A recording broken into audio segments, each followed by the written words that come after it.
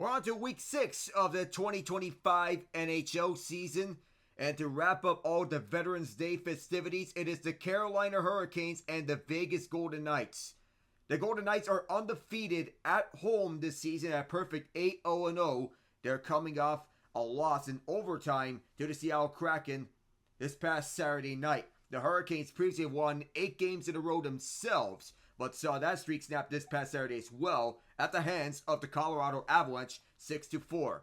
Hello everyone, I am Alec Navo. There is a development on our hands here. Initially we were going to have Seth Jarvis onto the lineup, but now he is out with an injury. Tyson Jost will slot in. He was just caught up from AHL Chicago just today alongside Ty Smith. Initially the plan was to have Jost as a healthy scratch as an extra forward in the case someone can't go. Well, now we're seeing that happen right now. So Jost is in place of the injured Seth Jarvis. Carolina's 8-game winning streak snapped of a 6-4 loss to the Avs in Spencer Martin's season debut. And that was and Martin was playing because of the injury to Freddie Anderson, which was recently sustained. Until then, the Canes haven't allowed more than 4 goals in a game, ranking second in goals against per 60 minutes at 2.3. Martin's outing bumped them to just 5th at 2.6, but Pyotr Kochetkov expected to be back onto the crease for this game. The Canes look to reset. Besides, the potent offense has been the primary driving force this season for the Hurricanes. There have been only 3 teams this season that have scored more than 6 and more goals per 60 minutes. And Carolina's underlying metrics suggest their production is sustainable. And they rank first in shots across all categories and second expected goals per 60 minutes. They're also a top 10 team on special teams as well, converting at 24.39% on the power play and are killing off 84.31% of their penalties. While the usual contributors are performing at their best, Martin Necas has stood out among them all. 8 goals and 15 assists. He leads the team with 23 points in 13 games. 9 more than the next high scorer, Andrei Svechnikov, who has 14 points. Necas himself is on a 9-game point streak, where he has 20 points in that span. Svechnikov is on an 8-game point streak as well. And although his current pace is not likely to be lasting the full season, his breakout performance can provide the Canes with the extra firepower that they need, which can possibly put them over the top.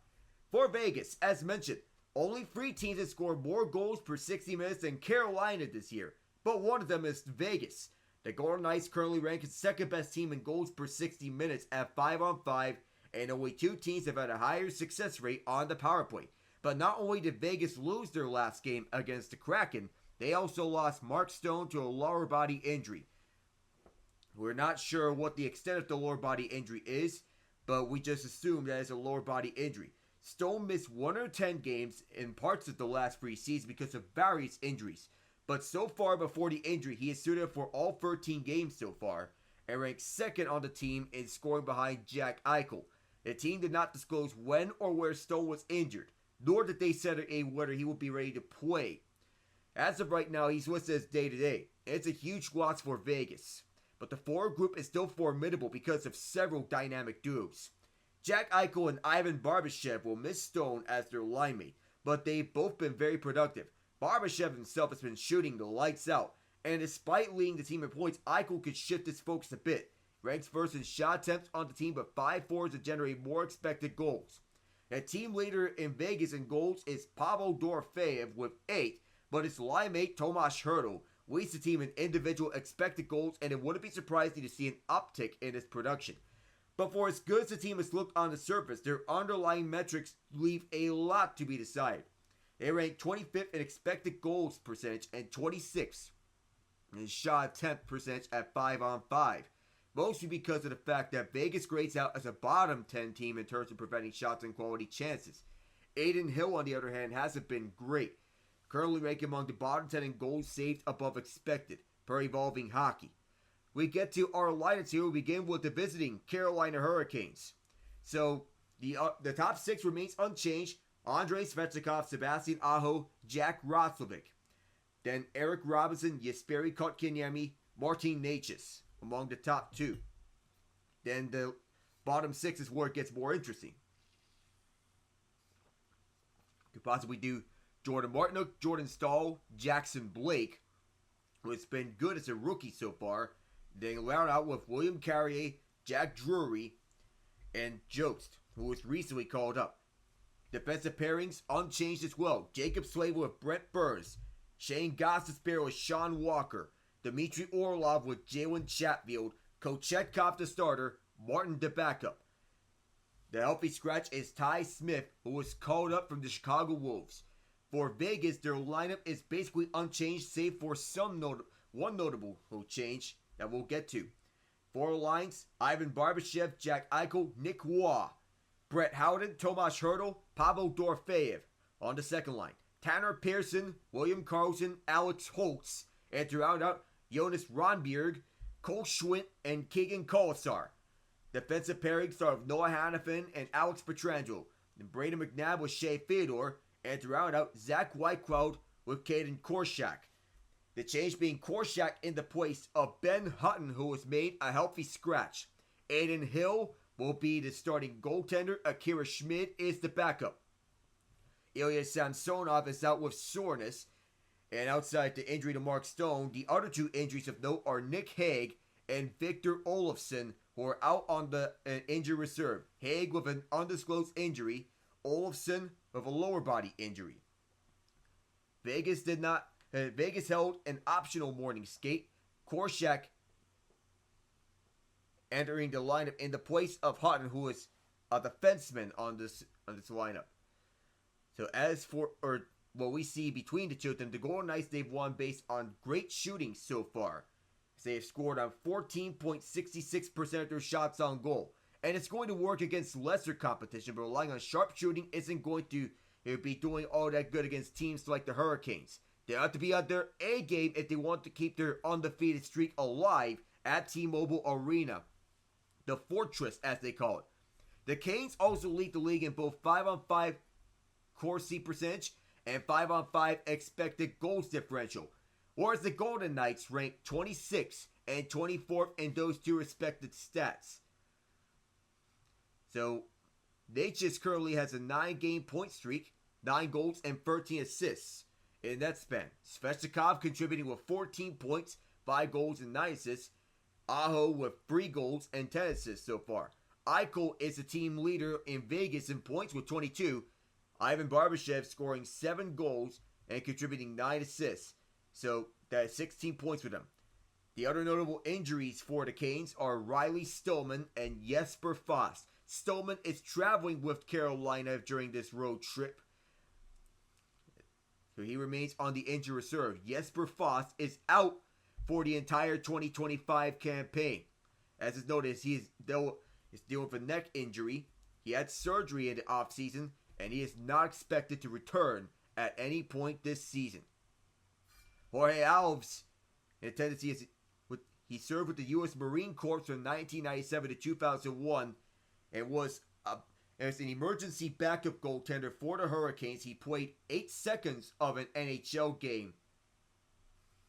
Pyotr Kochetkov getting to start for the Canes. He is 7-1-0, currently on a 6-game win streak. Aiden Hill, 6-2-1. Neither one of these two goaltenders' save percentages have been great. They've been under the 900 mark so far. But Kochetkov has the problems to show that he could be a future starting goaltender on Carolina. The Hurricanes starting with the Staal line out there. It's the third line for them to begin this game. Jordan Martinook, Jordan Staal, the usual two with them. And Jorge Alves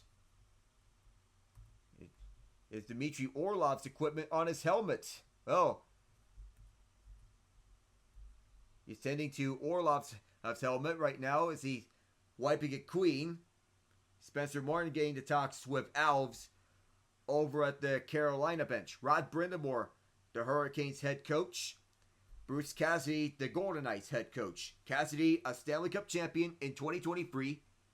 First year with the Golden Knights. Brindamore, a champion in 2006 when he was the captain during his playing days with the Hurricanes. So as Orlov gets things sorted out, he gets his helmet on, lined up right next to Chatfield. We're underway here from Las Vegas. And Carolina looking to get back on the win column, so is Vegas. Begin with Bouncing up. This will be recollected by the Golden Knights. Here's Holtz, a quick shot on a drive. This bounced out of play off the save from Kochetkov to begin with.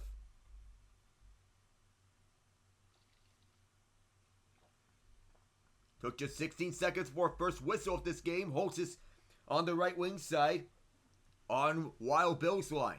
It is a Theodore pairing to begin with for Vegas. And off this faceoff, it is controlled by Jordan Staal. Orlov retreats back to pick it up. Scoped up and out.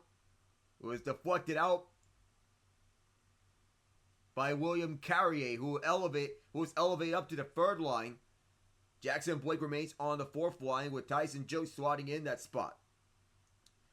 So Martin Necas is still on the left wing position. Carrier on the third line spot. Another faceoff win by Staal. He's 3 for 3 in faceoff so far. This one bounced in. Hill will be back there to pick it up for the trapezoid. Onto the near side as Chatfield fights to keep this one in. Bouncing puck. Over to the far corner as Vegas looks to get it out. Martin right there with it. And the neutral zone, it is bouncing through. Picked up now by Korshak. In the place of Hutton, who is a healthy scratch. And another whistle here at the 46-second mark. We've been getting a lot of whistles to begin this game. It's Jost.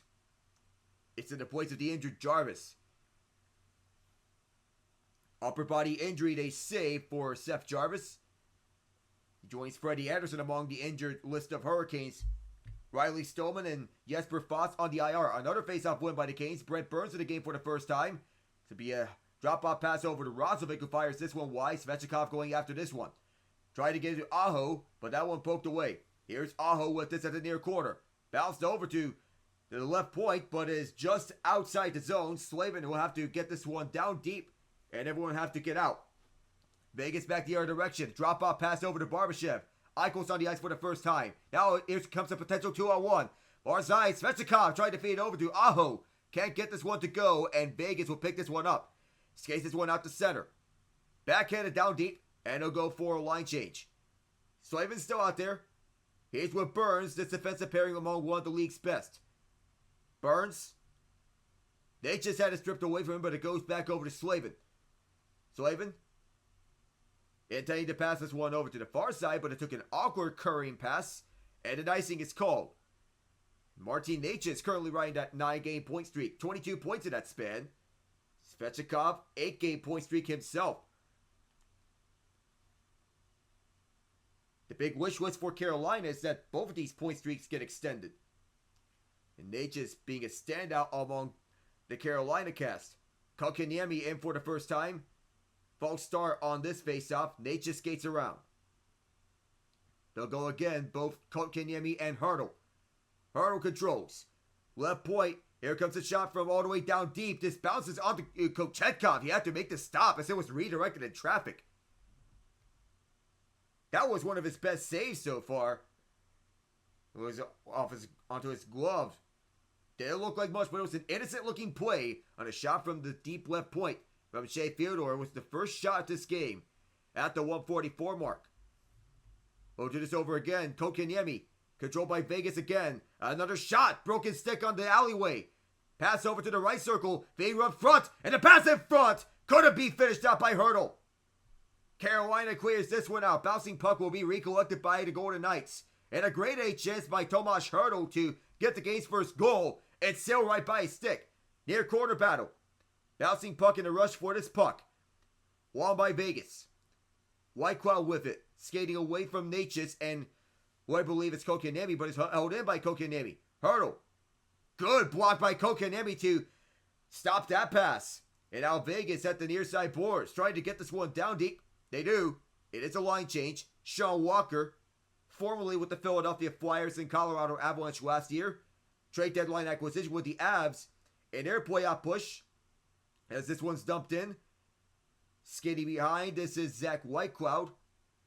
Or rather, Caden Korshak, as this is bouncing up. And here's a potential breakaway opportunity for Jackson Blake. Retreating back. And Blake, stopped by Hill. He's out of his crease. Gets back onto it. And the low drive is fired wide. Chatfield keeps it in, however.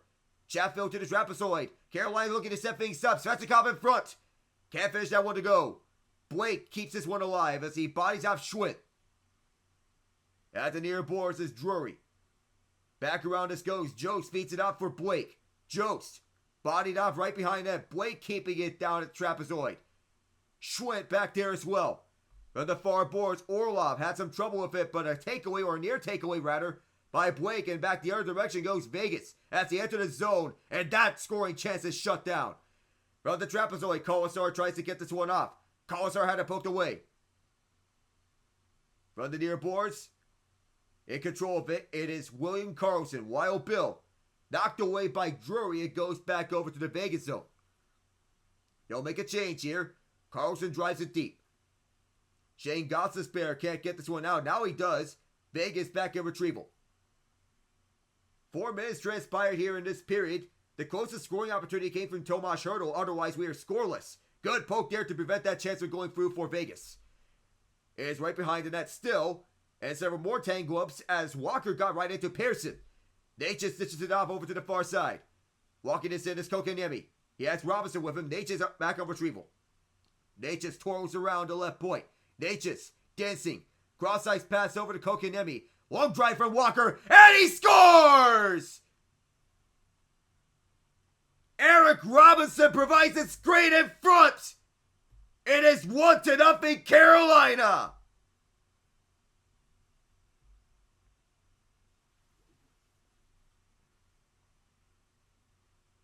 The urgency from Sean Walker to get this right down in front off the tic-tac-toe pass initially. The pass looked to be broken off from Necas across. But Kokaniemi does a good job of holding that into the zone from the right point. Immediately dishes off to Sean Walker, who fires a blazing shot from deep center point. Eric Robinson is right there in front to deflect it. And Carolina on the board early. Up against Aiden Hill. At the 4:24 mark of this first period, Robinson from Walker and Kokaniemi. Driven down deep after this faceoff win by Carolina. Walker trying to body off some of the Vegas players. Hertl back in deep. Carolina back on the retrieval. From the trapezoid looking to do this over again. Brent Burns fires away. Hill makes a stop. Martin keeps it in. Now delivered back over to Burns. Deflected shot in front. And that one tipped on wide. Vegas in control. Bouncing puck. Carrier can't get this one out. Now Carolina back with this. Entry pass in front. Out of reach of Carrier. Bouncer. Over to the trapezoid. Vegas back with it. Needing something. Gapped up by Brent Burns. And a bouncing puck cannot be cleared for the moment by Vegas. They have control. Dorofeyev centers one up. And a drop pass over back in front. Knocked away. Brent Burns defensively denying that chance as it is Hertl at the far corner. Eichel on the keep. Can't get much out of that one. And Carolina will get things back up. Through center. Bouncing puck. To the near corner. Roslovic drops it off. This goes back over to Roslovic, the Columbus native. Cannot deliver things out for the sharp angle. Now here's a 3-on-2 back the other direction for the Golden Knights. And closing deep. Barbashev! What a save by Kochetkov! Out in front, Jack Eichel tried to find Ivan Barbashev, who was closing in. Kochetkov turned him away.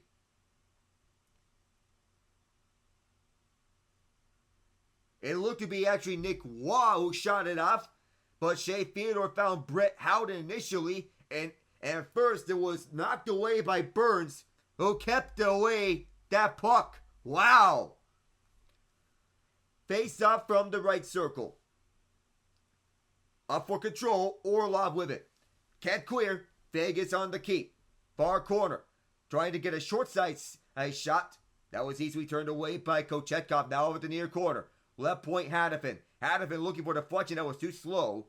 And scooped back up by Orlov, who just gets it out. Bouncing puck, it will be recollected by Pietrangelo. Pietrangelo has it off. Now the right side, centered up front. Jack Eichel trying to skate with this, but Carolina stifling his progress. Kane send this one up. They'll go for a line change, and Pietrangelo will start things over again. Pietrangelo nearly intercepted, but this will be bouncing over to Colasar. Colasar.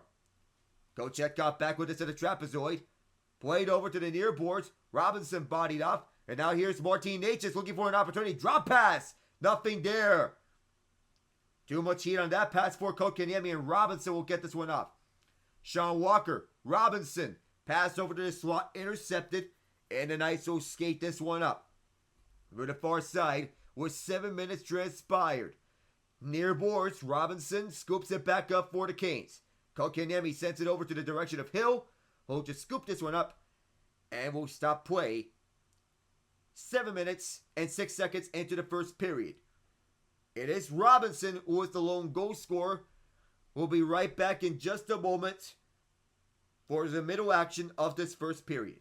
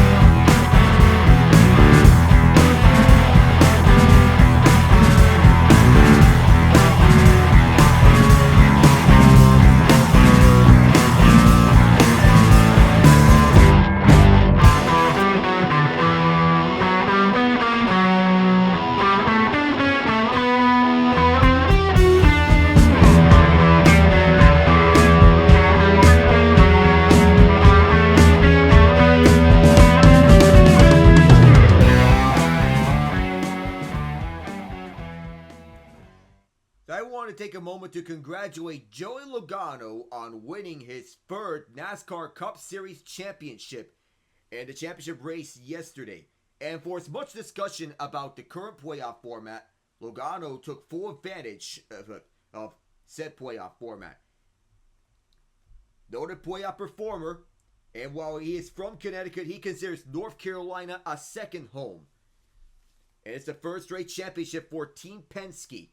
Logano in 22, Ryan Blaney last year, Logano this year. In fact, Logano had to fight off a surging Ryan Blaney in the final laps at Phoenix Raceway. Blaney had the fastest car on the track at that time, cut the gap to as close as 0.1 second between first and second place, but in the end it was Logano who preserved. Logano's Jackman was sick in racing and had to leave. He had a replacement. But whenever he is left down for the count, he finds a way.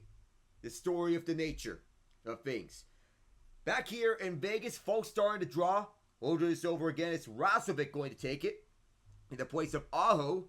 Rasovic wins it. It'll go back to Burns. A quick shot that's stopped by Hill.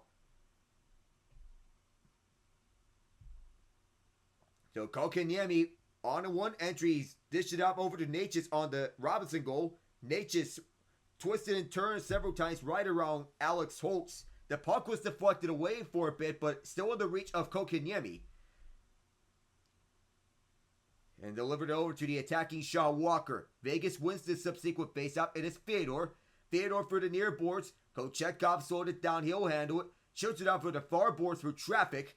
And Carolina clears it out. The Golden Knights trying to counter. Can't do it. Vegas in their 8th year as a franchise. Winning the Stanley Cup in just their 6th year of existence. Over to the near boards. Held inside by Barbashev. Over to the far boards. Now around again. This is delivered over to the near side. Fyodor under pressure. They just poked it away. It is forced out. And it's bouncing. Fyodor getting this back in. Can't do much of it. It is Aho again. Sebastian Aho. Through the far boards. The Canes skating up with this puck. Shooting it down the distance. Recollected by Rasovic as it goes down around. Man right in front. Backhand shot. Can't get all the way. One-timer fanned out by Chatfield. Orlov skates inside to keep it in. Back out for Chatfield. Now Orlov, deep left point. What will he do with this? Delivers it over to the far corner. Now at the trapezoid, where Svechnikov is having to fight off 2 Golden Knights, including Hurdle. Now at the far side, Vegas has this. 8.5 into the first. Canes lead 1-0 thanks to Robinson. Dorofeyev weaves right by through Jost and gets this one down deep. Drury there arises, crashing and banging towards the boards. Delivered on out. Bouncing puck over to the far side. Vegas has it again. Dorofeyev one more time. He spins around. Pressured by Blake. And now another pass here. This goes over to Hurdle. Hurdle under pressure. Had to get that one up on the backhand pass. Carolina back with this. Trying to get things up from Martinook. Can't do it. Now the Canes. Trying to get over to this puck. At the far boards. Noah Hannafin back with his former Hurricane. Bouncing puck. Still up for grabs. It's to be directed on back from Stahl. And this goes all the way to the Vegas zone. They're in trouble though. Carolina back with this is Martinook. Jordan Martinook under pressure from Hannafin at the near corner. Still chopping right after the puck. Backhand pass from Carrier. Over to the left point. This one fired wide. And the Golden Knights will pick it back up.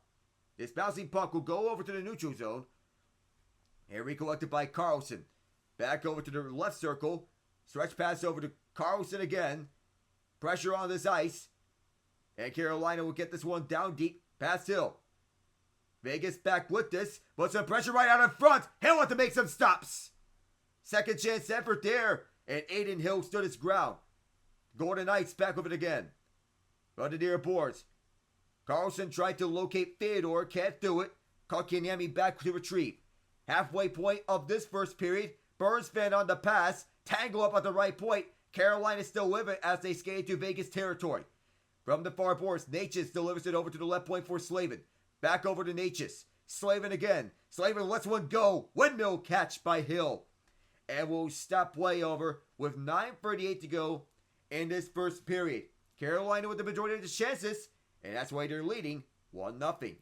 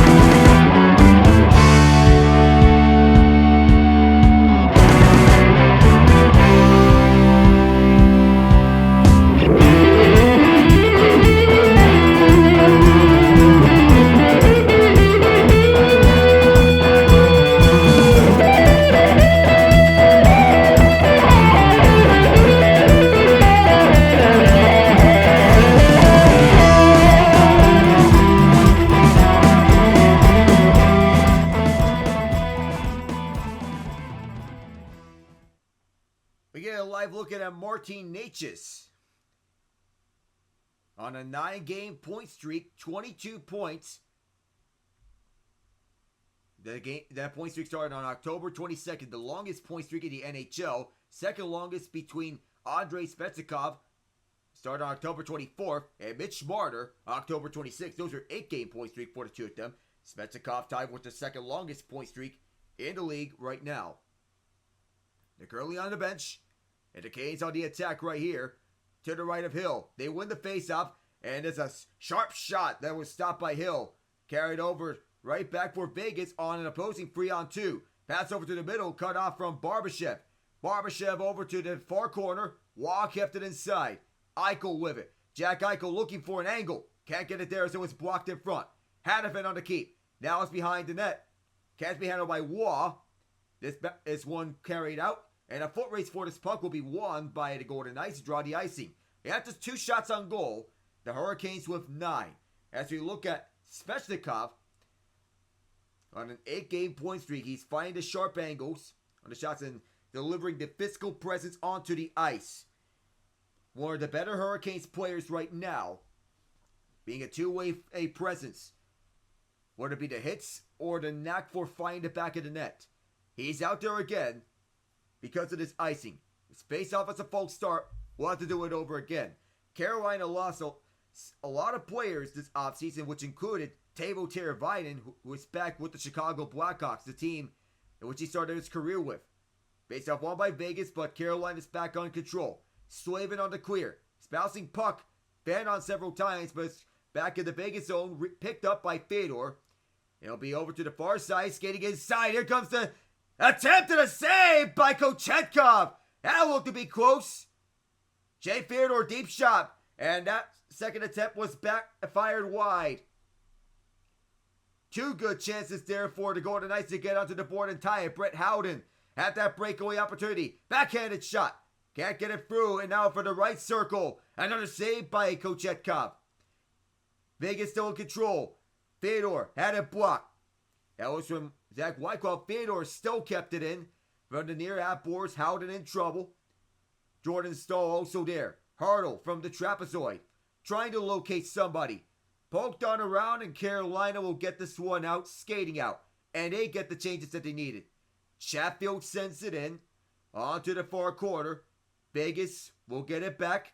But the Canes still with this. Chatfield around back. William Carrier still with this as they look to get things up. Racing for the puck, it's Orlov winning it. But had it knocked away, Vegas recollects. Off for center ice. For the near boards. They fired in. Far side boards as it's a puck battle. Several pins towards the wall. It's back over to the right point. Now left point. Braden McNabb fires it deep. That missed everything. And a race for this puck. Korshak. And a very clear offside. Vegas thought it wasn't an offside as it was kept. It seemed to be kept in, but it was just out by a slight inch. It's Shea Theodore with the breakout pass and Brett Howden. Heads up play as he rang off the post. Top right corner. He looked to aim at the area. Looked to be uncovered from Kochetkov, but came so close it rang off the pipe.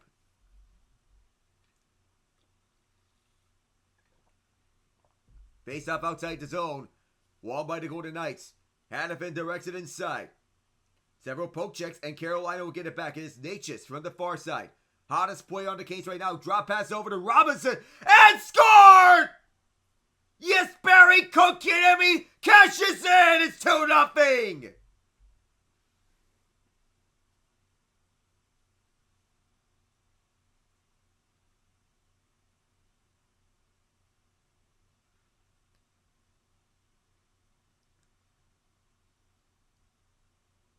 Eric Robinson sets the screen in front. It wasn't him that got the puck initially. It was a drop pass from Necas to Kotkaniemi, who was having the time of his life playing with Necas as his linemate. First attempt stopped.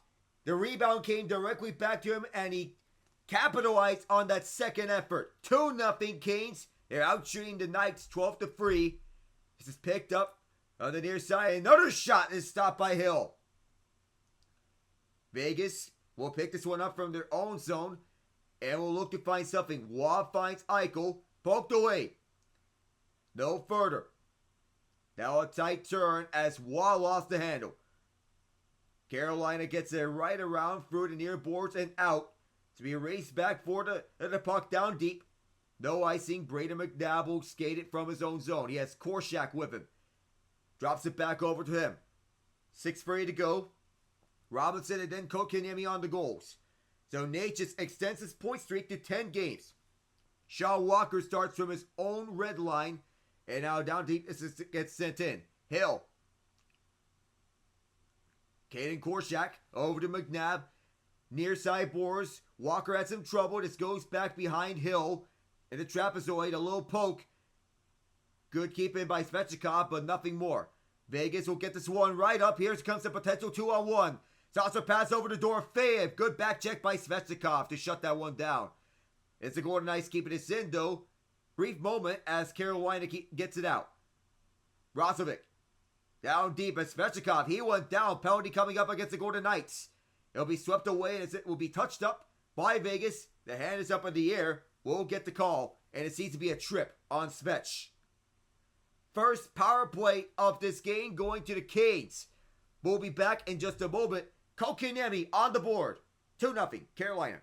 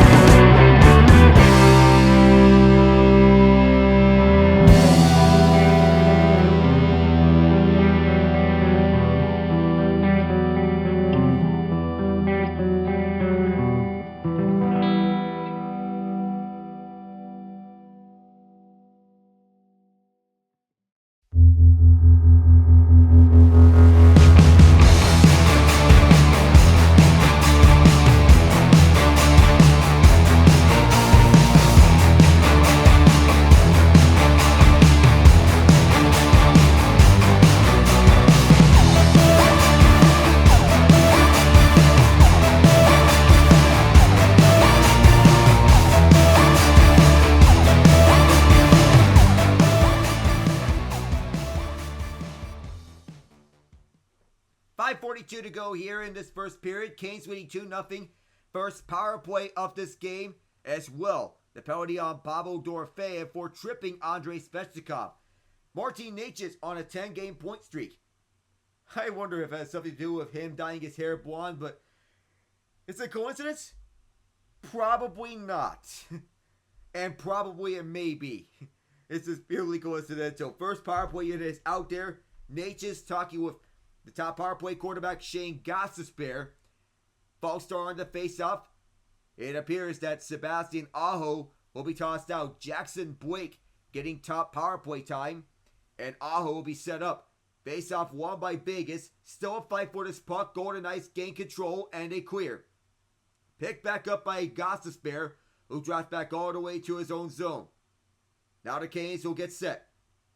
Fed over to the right side for Necas. Entry feed through the left. Aho will drop back over to Necas. Necas in front. That shot was fired wide. Svechnikov on the hold at the right point. Back around this goes to the near corner. Aho finds Blake. Now back for Svechnikov. Necas leaves it behind over to Gostisbehere on a slow-moving pass. Necas again. Gostisbehere tees one up. And a big save by Hill. Necas gets it right back. Blake from the left circle. Give and go over to Necas. Blake positions at that net front spot. Now back over to Gostisbehere. Right circle for Aho.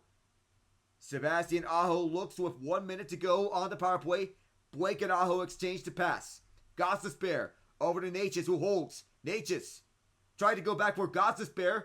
Just keeps it alive. Gostisbehere rips one off. And Hill fought that one off. Aho keeps this one alive. Drop pass over to Gostisbehere again from Blake. Aho again. There was a download over to Svechnikov. Pass right in front looking for Blake. Blake is tangled up. Vegas trying to clear. Bouncing puck right in front. And they do clear it out with 35 on the man advantage. And both teams change units. A good looking 90 seconds for the Canes on that possession as Walker drops it back. Dishing it out over to the left side as Carolina looks to get another look. The Canes with this. Walker from the point. Added to the power play as it's over to the left side. Down deep this goes.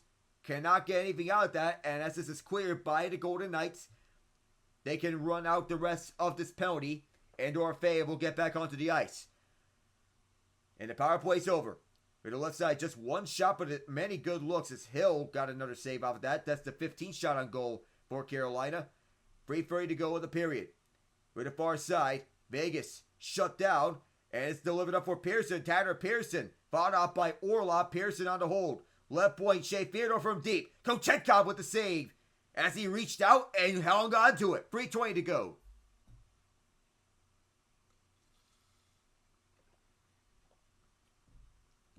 With the way that Carolina's been pressuring the Golden Knights up and down for the ice, they're doing a masterful job at delivering shots through traffic. Bruce Cassidy, on the other hand, needs to devise a strategy to counter this Hurricanes attack because it's been suffocating all throughout. The Canes looking to deliver the Knights their first home loss of the season. Off this face-off, this is Dorfeev.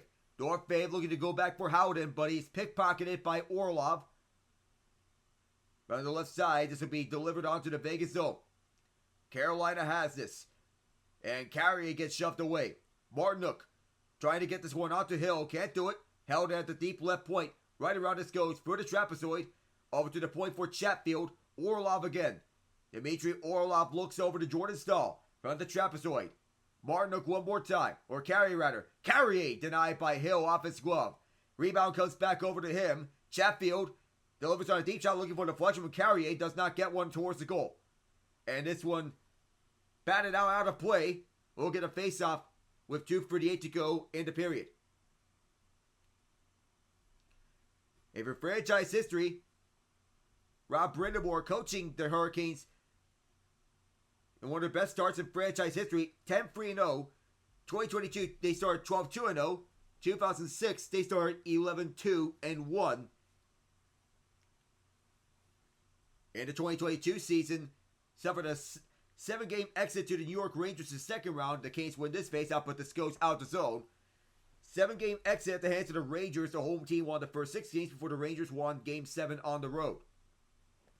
At what is then known as PNC Arena. Necas, from the trapezoid, stops, tries to backhand this one in front to the near corner. The first is back for Necas at the trapezoid, who was fought off by Pietrangelo. Vegas trying to get this one back. Necas on the takeaway to get it back for Carolina. Chatfield on the race for the puck and exits out the zone. He fires it back in. And from the far corner with 2 minutes to go, it is Pietrangelo resetting for the Golden Knights. The 11-1 start 06 resulted in the Canes winning the Stanley Cup, defeating the Edmonton Oilers in 7 games. This shot bounces off of Hill's pads. From the far corner, the follow-up chance goes over to the near corner. A rare slap shot from the left circle. And Carolina almost made the most out of that one. Cleared out by Vegas, but Carolina fires this back into the Vegas zone, only for Vegas to clear it out again, and only for Carolina to take it back into the Vegas zone again. Gostisbehere stops to the right circle. Svechnikov had it poked away. Jack Roslovic tries to reclaim it for the Canes. Back around this goes. Far boards. And a work forward for this puck. Ronbjerg will send this deep. Gostisbehere checks his man up behind the net. Puck moving around for the Canes zone as Schwint tries to get this is to keep. Cleared out by Carolina. This bouncing puck will be going over to the Vegas zone. Last minute of the first period, Carolina leading 2-0, quadrupling the Golden Knights in shots, 16-4. Left point, Vegas fighting to keep this puck inside, but Carolina's doing a good job at keeping these pucks away from the Knights. Back behind the trapezoid. A good tap over to Jalen Chatfield with 43. Chatfield delivers this one down deep. Bouncing puck will be recollected by Carlson over to center ice. And for the right side, Holtz finding Carlson. Carlson tries this sharp shot. Can't get much of that. Holtz backhanded over to Kochetkov. Had to be aware of that one. Behind the net, this is Tanner Pearson. Trying to get this one around for Holtz. Puck loose as Orlov checks up Pearson. The Canes whip this with 15. Flip back over to Hill, who'll let this one go. An icing called with 12.8. Vegas looking to get on the board here in the final seconds. Jordan Martinuk back onto the ice along with the rest of the third line. Jordan Stahl, William Carrier, Jack Eichel back out there. This face-off, a false start from Ivan Barbashev. We'll have to do this over again. The 11.5 is actually Tomas Hertl. Not Ivan Barbashev. So Hurdle will take this face-off. He is with Eichel. He wins again. Sweeping clear by the Canes. Will this be deep enough for an icing? It'll not be. That should run out the rest of the first period. And it's 2-0 Carolina, thanks to a pair of goals from their second line. Eric Robinson on deflection. Jesperi Kotkaniemi on a rebound. Seth Jarvis out with an upper body injury. Oh, no problem for Carolina. They'll take care of this one. Let the first intermission report in just a moment.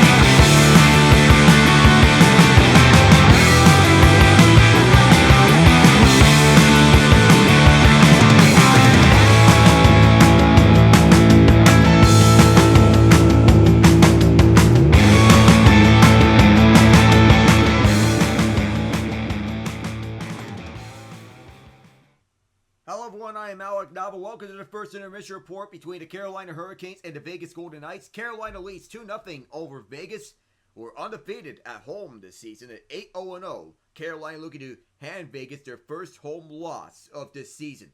Eric Robinson from Sean Walker and Jesperi Kotkaniemi to begin the scoring at the 4:24 mark. Kotkaniemi from Martin Necas and Robinson to make it 2-0. It's Kotkaniemi's second goal of the year. Necas with a 16th assist of the year to extend his point streak to 10 games. Aiden Hill stopping 14-16. Pyotr Kochetkov 4-4. So that's your scoring. And as for the recent headlines right now, that we are talking about Joey Logano winning his first championship in a 7-year span. All of those championships won under the current playoff format. The first-rate championship for Team Penske and owner Roger Penske. So Logano pulled a masterful restart, holding on to the lead. On the final restart lap 259, Logano drove like a cannon from 6th place to 1st, past Ryan Blaney, Christopher Bell, Chase Elliott, Kyle Larson, and William Byron to seize the top spot on lap 260, and he never gave up the lead the rest of the way. Ryan Blaney, however, got as close as 0.167 seconds in the last 10 laps in the suspenseful final 22 laps of the season.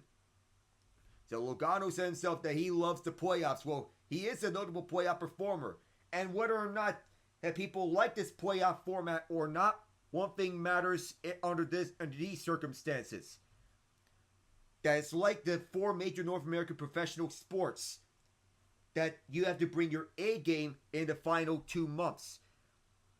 Though fans do have problems with it, and I'm not surprised at all given the reactions. So the NASCAR Cup Series playoffs, basically in the same category as the NFL playoffs or March Madness, where Jeff Gluck himself of NASCAR Insider saying, I'm so tired of people using that because that's a one-on-one situation. This would be like the 49ers and the Chiefs are in the Super Bowl.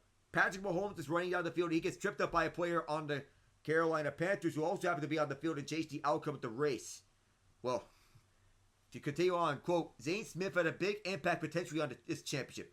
The way the caution came out, when it came out to restart, all that stuff. He's not part of the playoffs. In motorsports, I personally don't think playoffs work. I'm open to having them because I understand why they want to have excitement at the end of the year. Bunch it up, but there's got to be more of a sample size. There's not the same field every week in motorsports. So if you want to just take one track and say, this is what we're going to do for our champion over and over again, I don't think that's reflective of the entire season. Though, the counter here, there isn't really a perfect playoff format. The format, in a sense, is unique that 36 and 40 drivers are competing in the playoff race each week. Only 16 drivers qualify for the playoffs each year, dwindled to one champion after 10 races. And non-playoff drivers can impact the playoff race by not being a playoff driver because he is competing like everyone else. And even so, non-playoff drivers, they also want to have something to prove, like the Chris Buschers, the Ross Chastains of the world. And though Logano may be having the worst year on his track record, and while people may point out him being 15th in points, there might be a point on why it may actually go up had it not been for Austin Dillon doing a dump and run on the final lap at Richmond.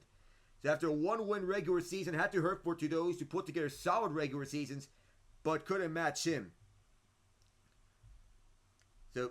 And Jeff Gordon, who won 4 cup titles under traditional full season point system, said, don't get me started. So Denny Hamlin finishing 7th in the regular season standings.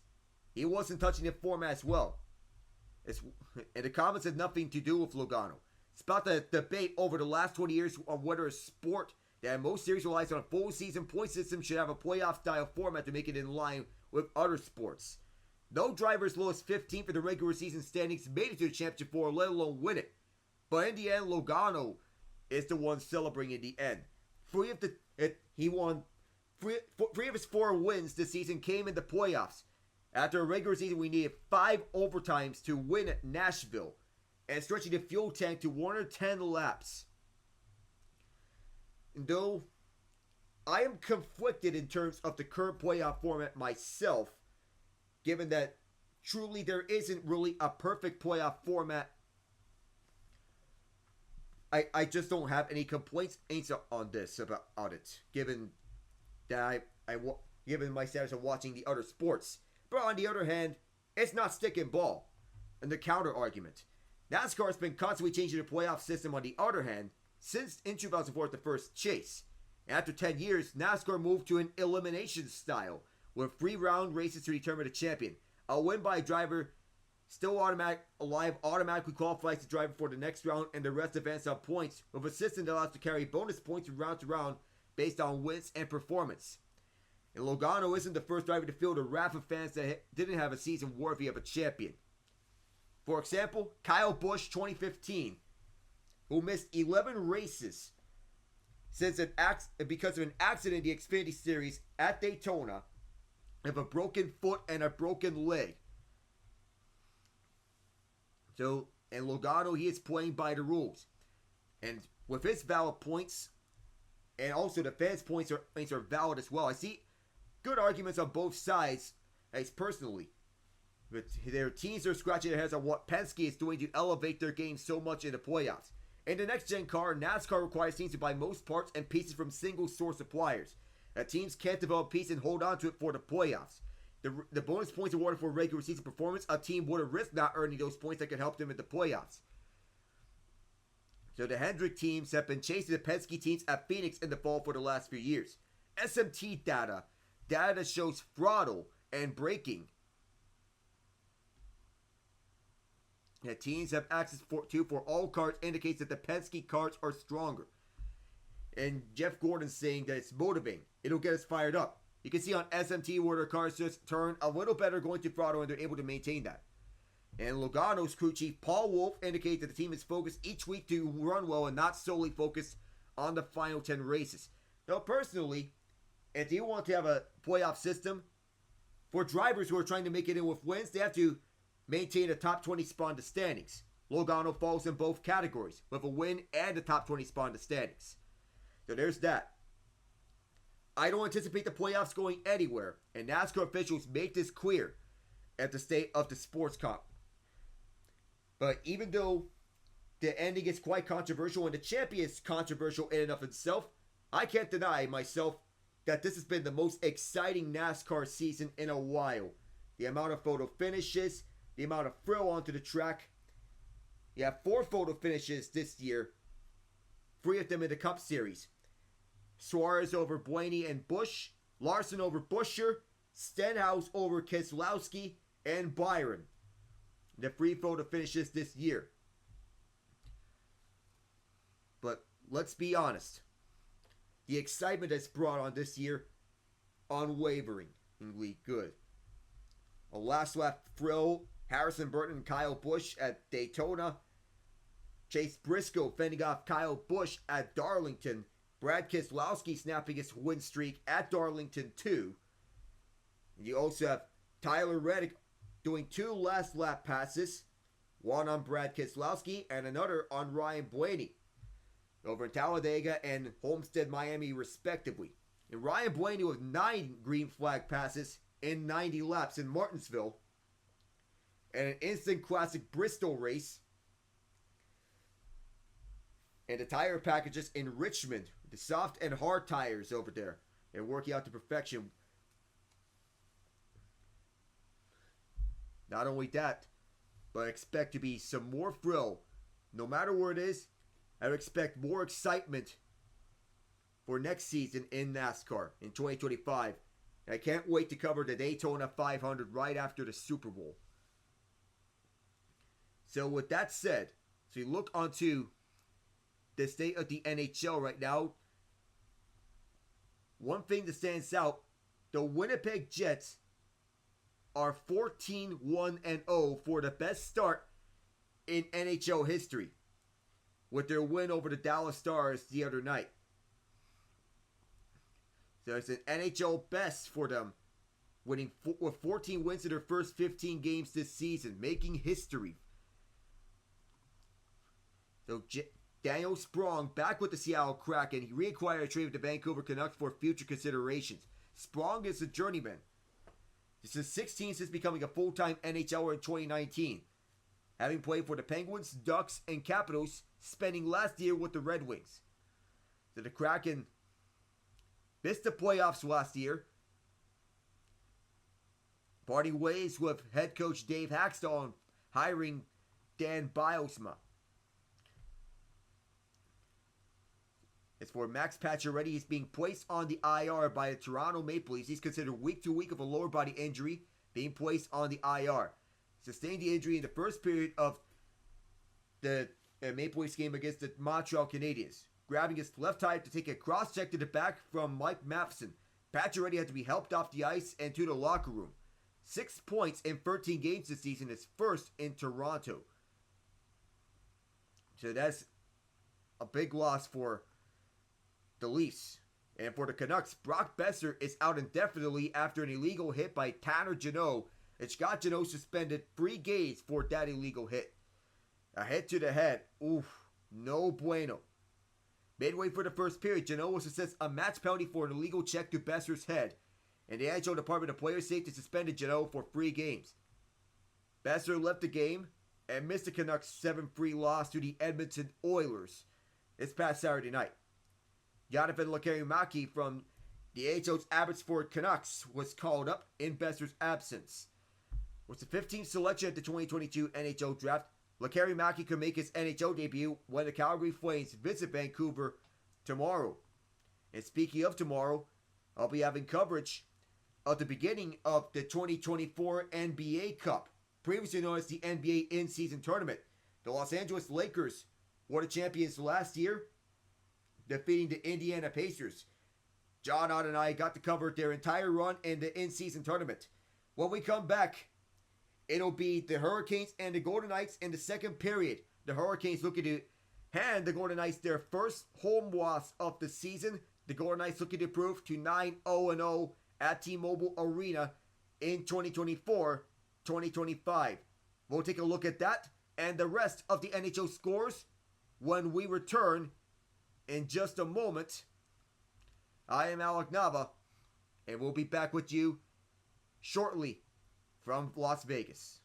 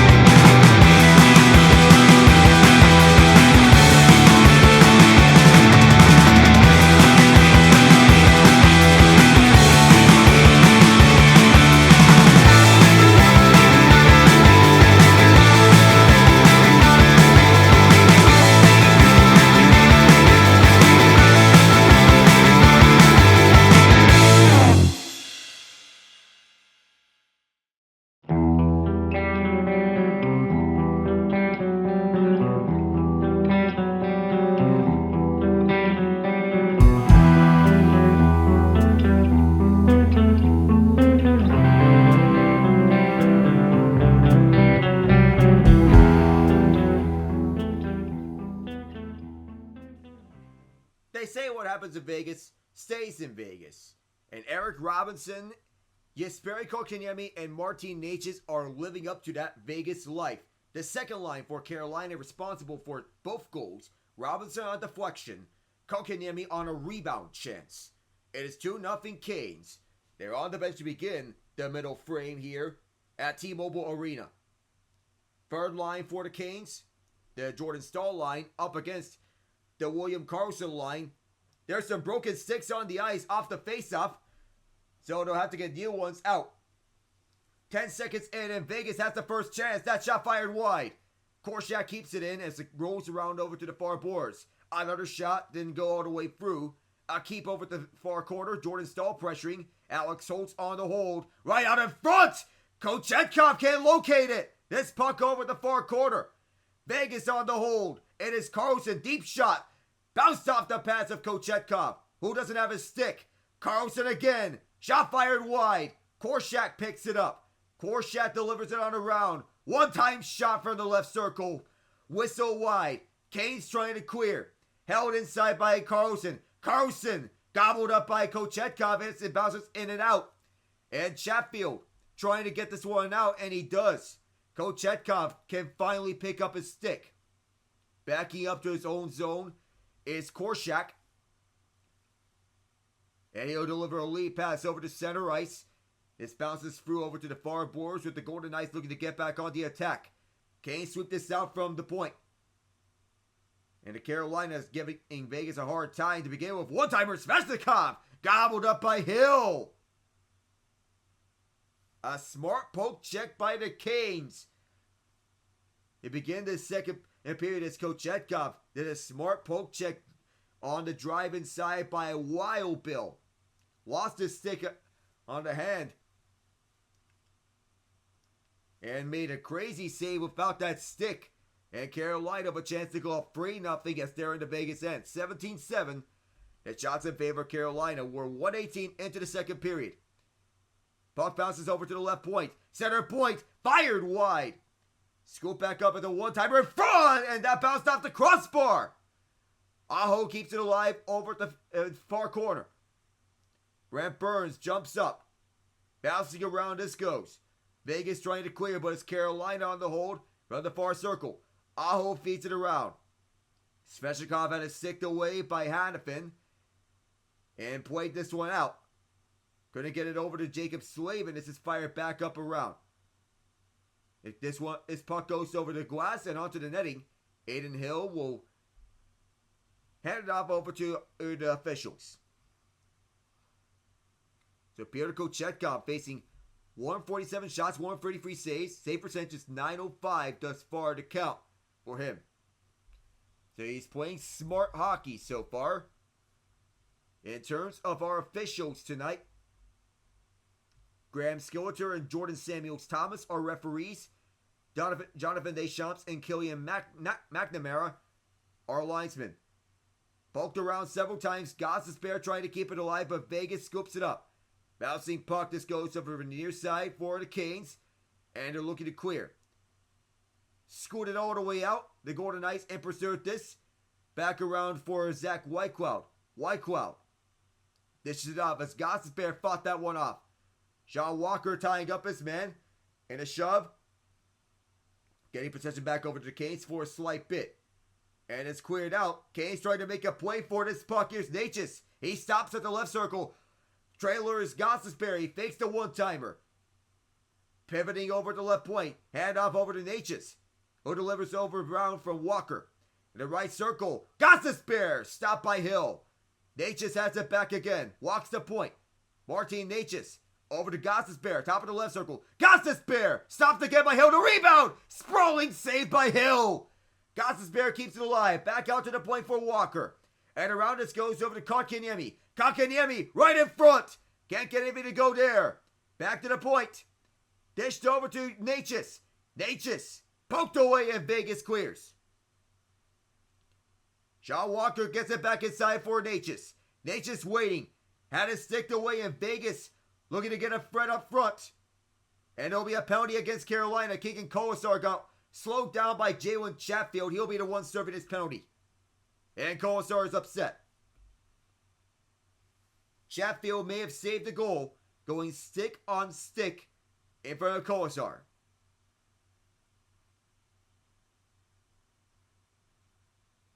It actually is Necas.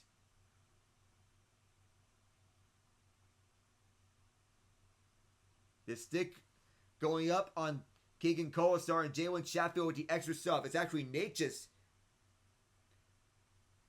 who gets the penalty for Carolina. May have likely saved the goal there as Chatfield was going toe for toe with him. Vegas on the power play. Jordan Staal taking his defensive zone draw for Carolina. One of the most electric power plays in the NHL, third in the league for Vegas. Off this face-off, Staal wins it. Brent Burns gets it out. And this will go all the way behind the line. Scooped up by Shea Theodore, just got out the way of the approaching Carolina attacker. They score! Jordan Staal caught Vegas napping when trying to set things up. It's 3-0.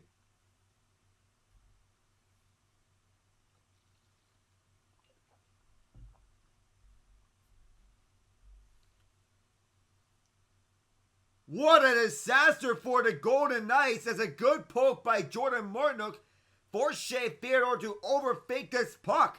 Trying to fake him out on one hand, but as Stahl was approaching up front, he was treading on that puck like a hungry shark as it was open over to the slot. Vegas still has power play time left, 1:45 as such.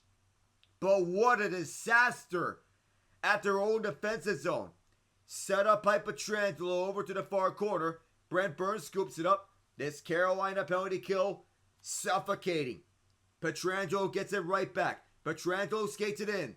Moving up front, Alex Holtz lost control as Kochetkov was right there. Carolina shutting Vegas down on every turn. They clear it out again. 1:15 to go on the power play. Adin Hill, oh my goodness, he almost ran into Noah Hannafin. Hannafin starts things up. Hands off for Pietrangelo at the near side. Holtz stopped in his tracks. It's cleared out by Carolina. Hill will leave behind over to Hannafin. Hannafin moves in front. Dishes it out for Pietrangelo. Move up front. It's Dorofeyev. Dorofeyev move to far side. Skating up front at the far corner. Turnover to Martinook, and Martinook will clear again. This bounces down deep. Hill will hand off again for Hannafin. Knights looking for anything on this man advantage. They're left with nothing. Nick Waugh saw this one go over to the Vegas end again. Eichel backhands it down deep. Now at the near side. Waugh skates this one in. Puck bounces around. Shea Theodore tie up for Waugh, and at the near corner, Tomas Hertl being chased after by Chatfield. Shoved towards the wall by Walker. And Vegas still does not have any shots on goal in this power play. Don't expect this to change in these final 5 seconds. No shots on the power play for Vegas, and even worse, they gave a shorty. Jack Eichel, stopped by Kochetkov. And a stretch pass all the way down. Bounces over to the defensive zone. Scooped up by McNabb. Vegas drops things back. Now back in front. Kotkaniemi got in the way of Kolesar. They'll leave behind for Gostisbehere. Gostisbehere rockets his one up front, but Vegas right on the tape. From the far side, they look to set things up, but Gostisbehere intercepts. For the far side, carry this one around. Svechnikov tied up by Cole Schwindt. Theodore also there. Back out in front, nothing doing. Kolesar backhanded around, trying to get this deep, and an icing called. 6:10 into the second period. 20-8 the shot advantage in favor of the Kings. And the last goal, a short-handed goal by Jordan Stahl, set up by Jordan Martinook.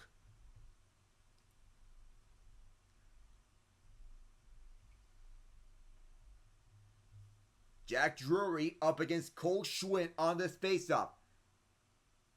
Do-over here. On this puck drop is Drury winning it. Jacob Slavin tees one up. There's a loose stick and they score again!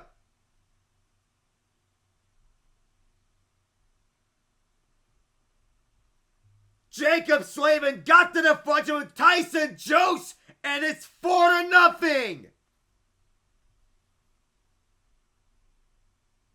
In the absence of Seth Jarvis, Tyson Jost pulls through as he gets to the function right in front. Did it look like his back? Did it look like the puck hit his back? It may have changed direction though, inadvertently, but oh my goodness. And Adin Hill's night is over.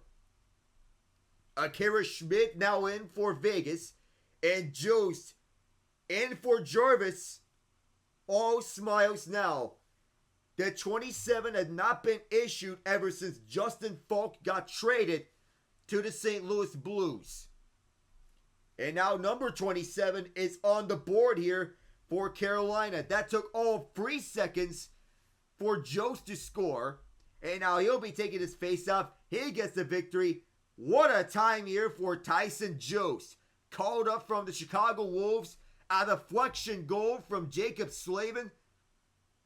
4-0 Canes. Looking to set things up. Oh, goodness. Jack Drury got ran into and plastered. Another opportunity here. Cross-ice pass went too far for Brett Burns. Behind the net they travel. Around this goes. Cannot be scooped up by the Canes. Carlson leads behind. And now Vegas is driving. They need something. Anything. Fan on this shot. Cleared out by the Canes.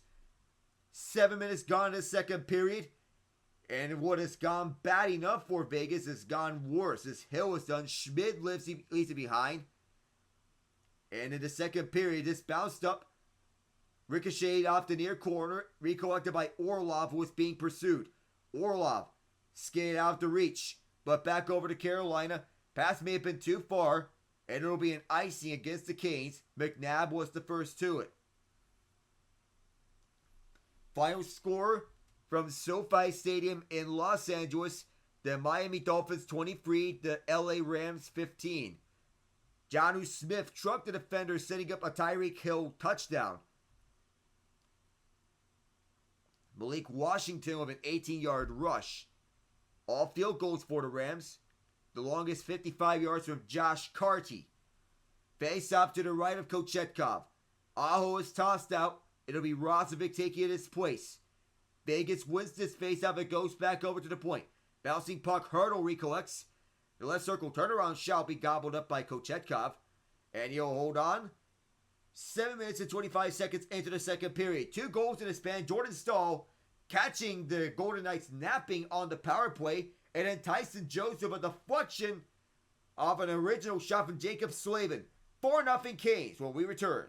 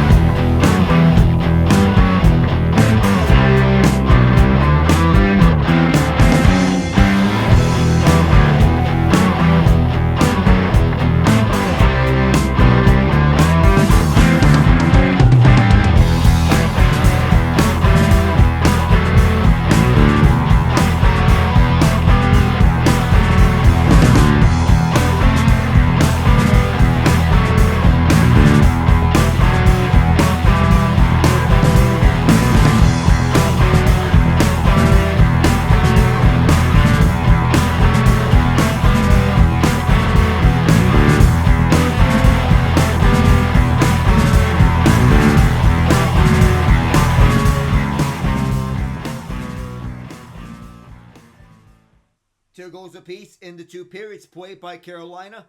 Aiden Hill was done, but Pyotr Kochetkov, when presented the opportunity, has been otherwise outstanding.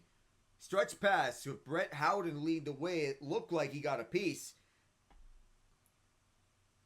but it hit the top right post. Had it not been for that, we'd be in a different spot as we are right now. So right back into this one. Carolina leads 4-0. 21-9, they have the advantage in shots on goal. They've been relentless tonight. 12:15 to go in the second period. At their own zone, one of their guys gets shoved off. But this is a lead pass. And a fight for this puck. The icing gets waved off. Martin there. So is his line mate Jordan Stahl rushing in from the near corner. William Carrier also as well. Near boards, Orlov fought off. Vegas recollects as well. Zach Whitecloud sends this one around for the far boards. This actually wasn't icing. It was dumped in from behind the red line, so Vegas cannot change. And Tyson Jost did what he is laid out to do. So competing and getting over to inside the zone as this bounced off his back on a wild deflection. Who could have seen that? 4 shifts He has a goal, 3 shot attempts. It wasn't actually a shot from him. But came over to the SWAT.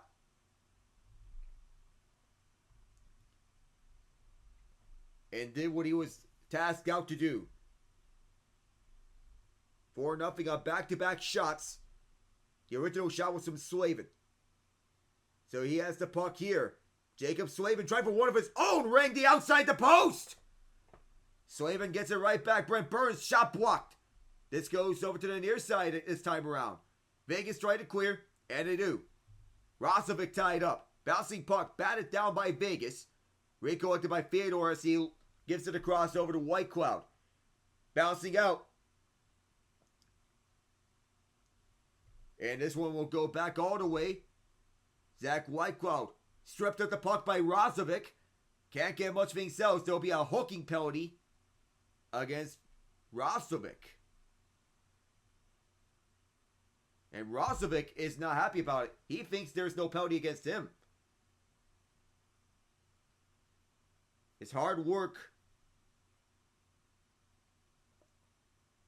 So it's actually Zach Whitecloud who is going to get this penalty. So it's Whitecloud who reached in a bit. The hard work by Rozovic is what draws this penalty.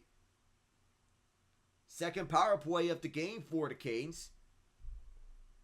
And Rod Brindamore instructing his guys what to do on this man advantage. Jack Eichel, the defensive zone faceoff. Drury's in. Faceoff is won by the Canes. Kotkaniemi, far side, sends it up for Drury. Now back over to the deep point. John Walker hands it over to the right side. Pass across, right out in front. Cannot reach Necas. Or Rozovic rather. Kotkaniemi there. Fight for this puck. Drury pokes it along over to Rozovic. Now back over to Walker at the point.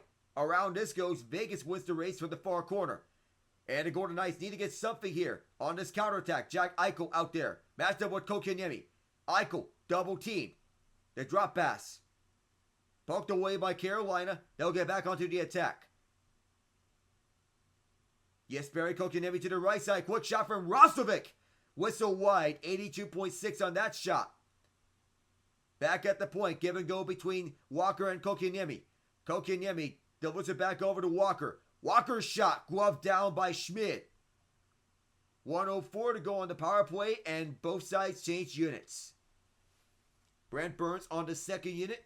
Kotkaniemi, Walker, Drury.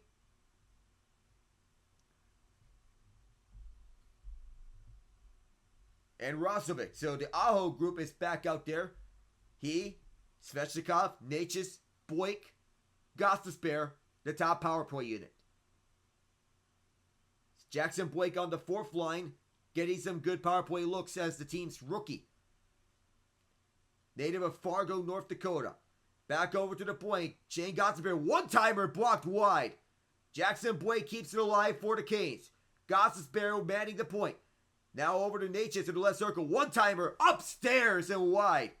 Gostisbehere rushes right point. Give and go for Blake. Gostisbehere again. Over to Necas. One-timer right on the front. Schmid is down. Fight for this loose puck. And Akira Schmid. Snow Angel for the save to hold on. That was a rocket from Martin Necas. He has his 10-game point streak alive. But Schmid got back to the right post just in time to seal that one off. Deceptive with the eyes. No problem there for Necas to deliver. 39 seconds on the power play. Jackson Blake at the right wing circle.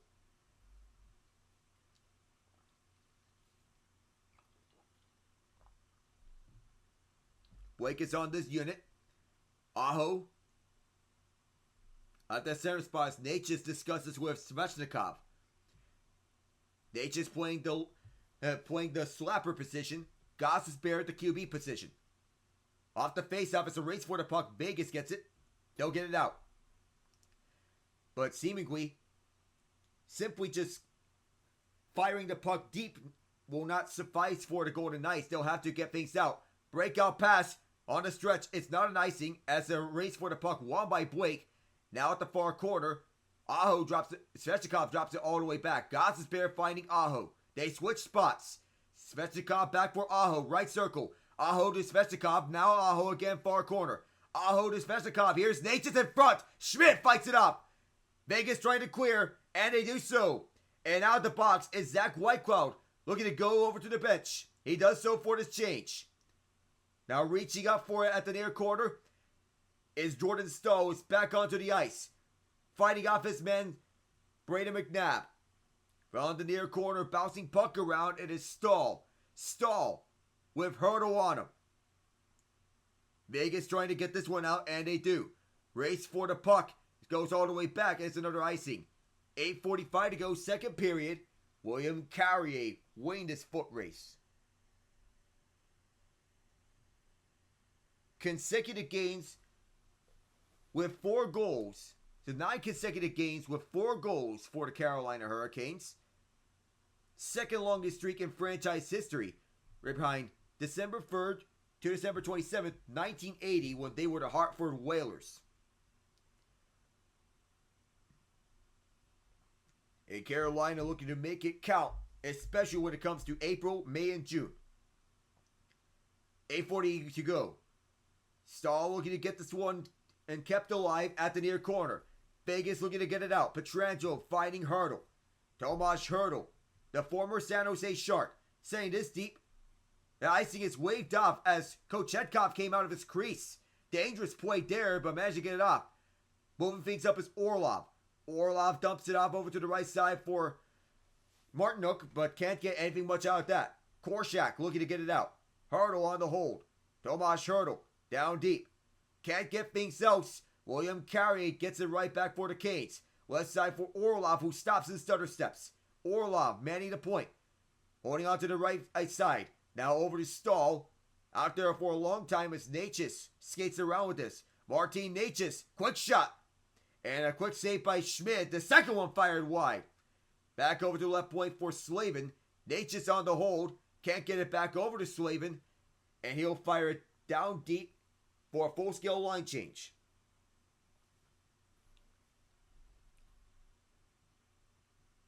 Now Vegas looks to get something, anything, because it's been a whole bunch of nothing for them. Shea Theodore. For the far side, skating up with this, I believe, is Waugh. Or rather, it's Jack Eichel. Eichel right on front. This bounced off of Kochetkov. Just the 10th shot of the game for the Golden Knights. The Canes will get this one deep. Necas forcing Whitecloud over to the near corner. It's poked away for one bit. The Canes on a full court press. And now a race for this puck. Gostisbehere against Barbashev. The winner is Gostisbehere. And on this photo finish, the Hurricanes will get back onto the Vegas end.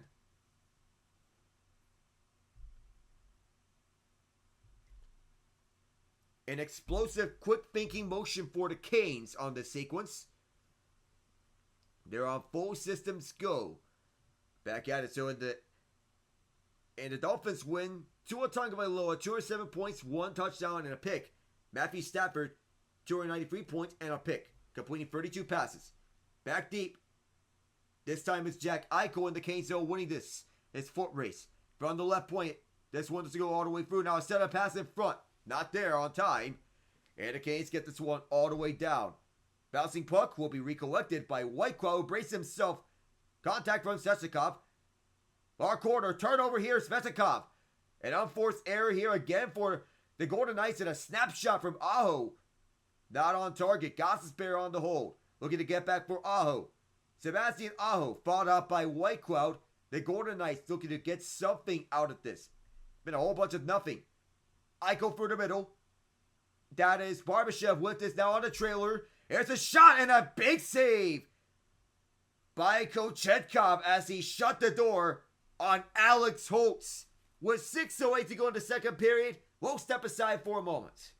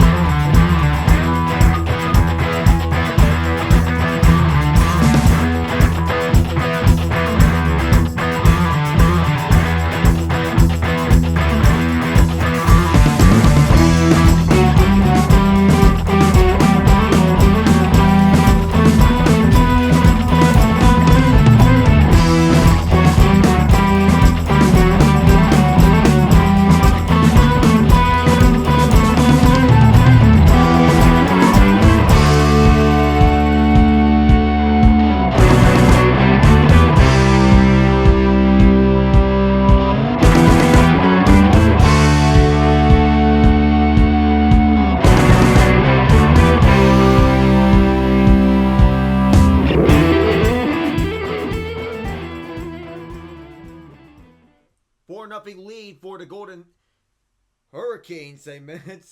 Golden Hurricanes. So the Hurricanes are playing Golden here, up to the gold standard. A complete effort by them. 4 goals, and they're limiting the Golden Knights at every turn.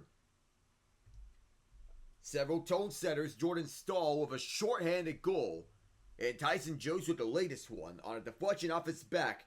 Staal is back onto the ice, taking a defensive zone draw up against William Karlsson.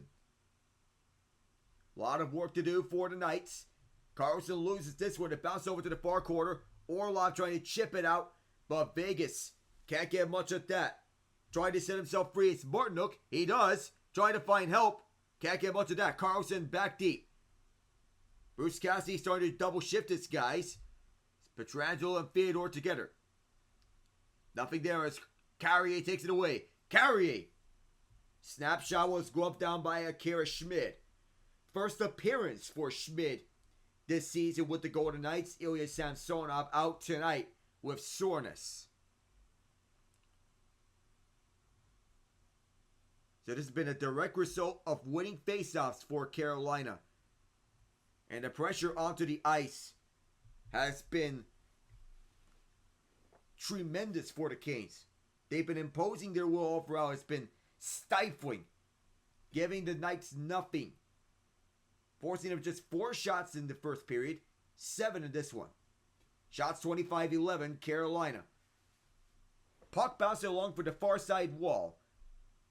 Moves around several times, and Vegas trying to get things back on towards their way.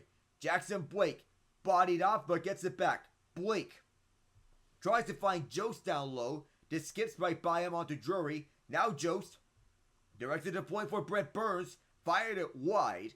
To go over to Jost. Drop pass over to Slavin, who kept it in. Blake goes down. No penalty called. Still the puck is free. Over to the near corner. White Cloud brace himself is actually Schwint. Drury also there. Drury tried to pry it free. Blake there too. Jackson Blake. Nothing much out of that one. On for the corner. This one bounces around. And the Golden Knights looking to get this out. Not all the way out as the Canes keep. Through the far side. Now finally Vegas gets it out. Hannafin through the far side. Gets it down towards Kochetkov, who leaves it behind. Kokeniemi undresses a man. Skating over the near side. On the far side is Chatfield. Jalen Chatfield to Kokeniemi out in front. And almost had that one. Golden Knights back with this. And it's Hannafin across the center line. Takes it himself. Hannafin braces himself on his former team. Chatfield gets it off. And getting this one out. Carolina can't get this one in though. And this one out of play with 3:58. The case they were looking for Martin Necas and Kokeniemi. 4-0 Canes. 3:58 to go.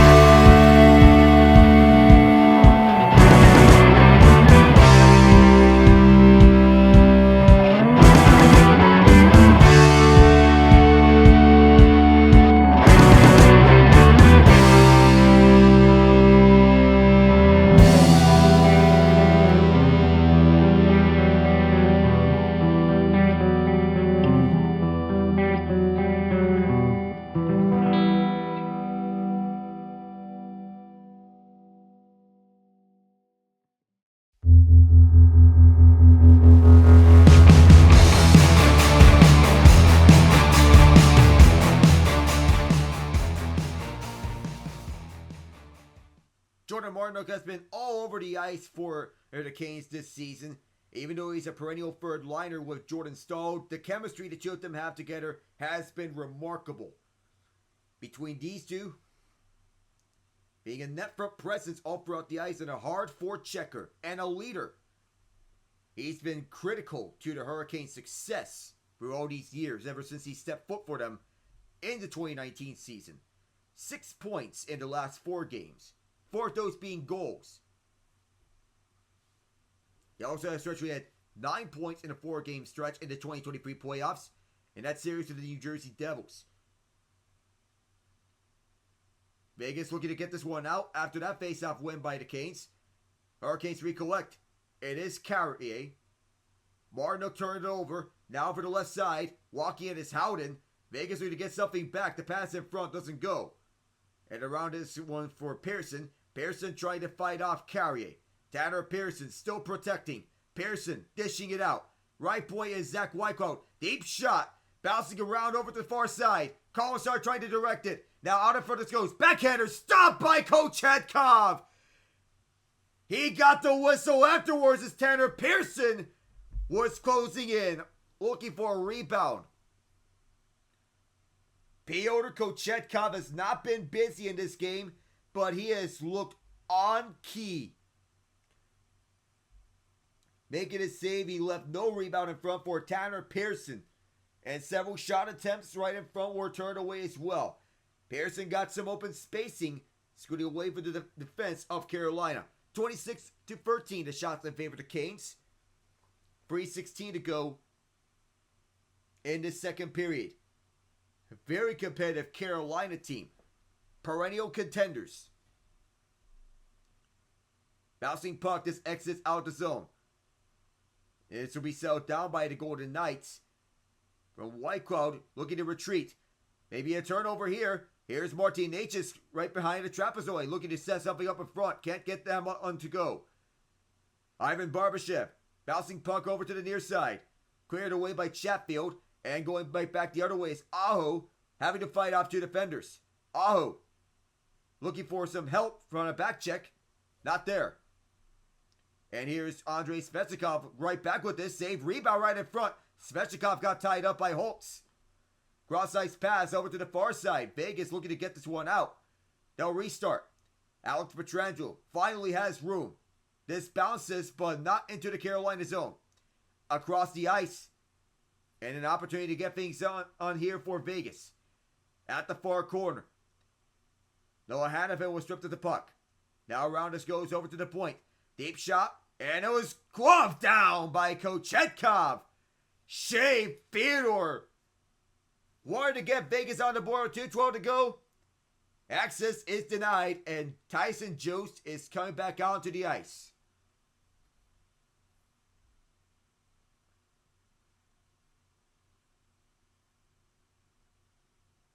Tyson Jost has been a regular in the AHL. Back onto the ice on this 4th line. Vegas looking to win the faceoff. False start against the Canes. That will send Jost to the faceoff circle, tossing Jack Drury out. So the morning skate decided that Jarvis would not be playing with an upper body injury. Tie up on the draw. They're still fighting for it at the far corner, scooped up by the Canes. And they'll get this one out. 2 minutes to go in the period. Zach Whitecloud bounces this one off the near boards. Moving up through the center.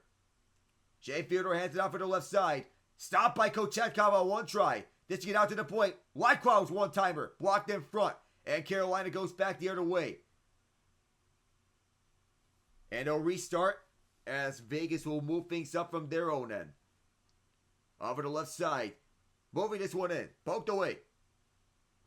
Pyotr Kochetkov has been sharp, stopping all 16 Vegas shots. Kotkaniemi trying to get this one for Carolina along beside the Vegas bench. Tie up. And we have a scuffle here as the whistles have been blown. And some extracurriculars. Hurdle grabbing a hold of someone. Eric Robinson has his helmet off. I would believe there may be some penalties being assessed here by the officials.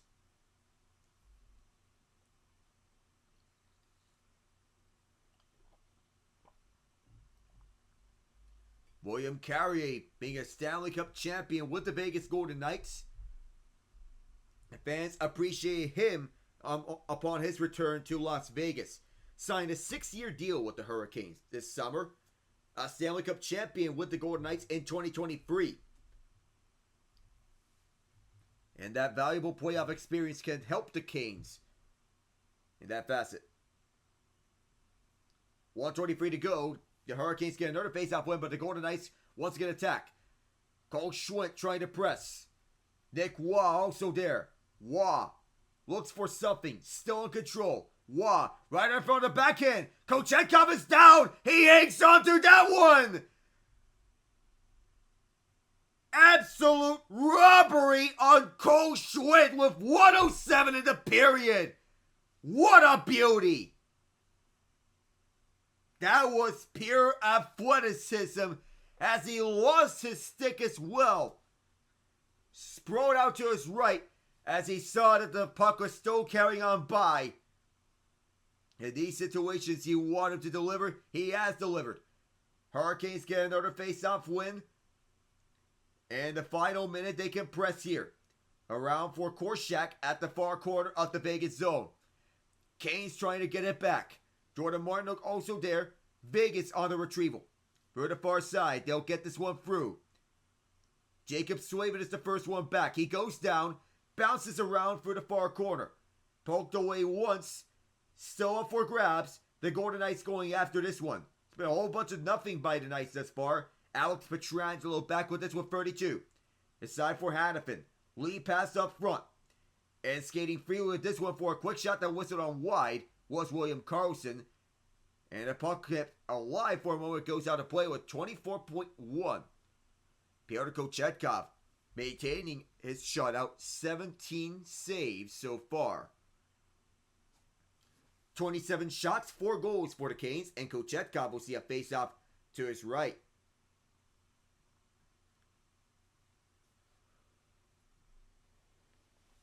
Sebastian Aho to take the face-off. Back out there with Brent Burns. False start on the Knights. Don't do this over again.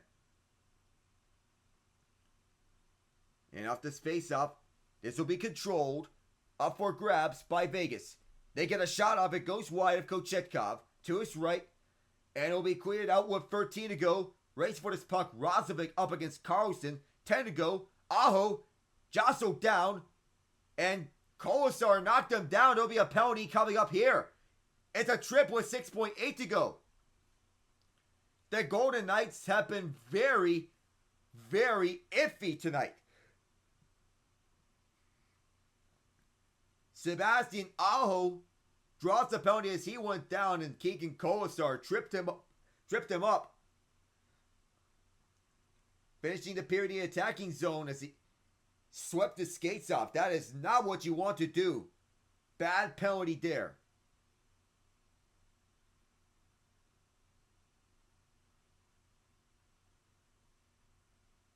Third power play of the night for the Canes.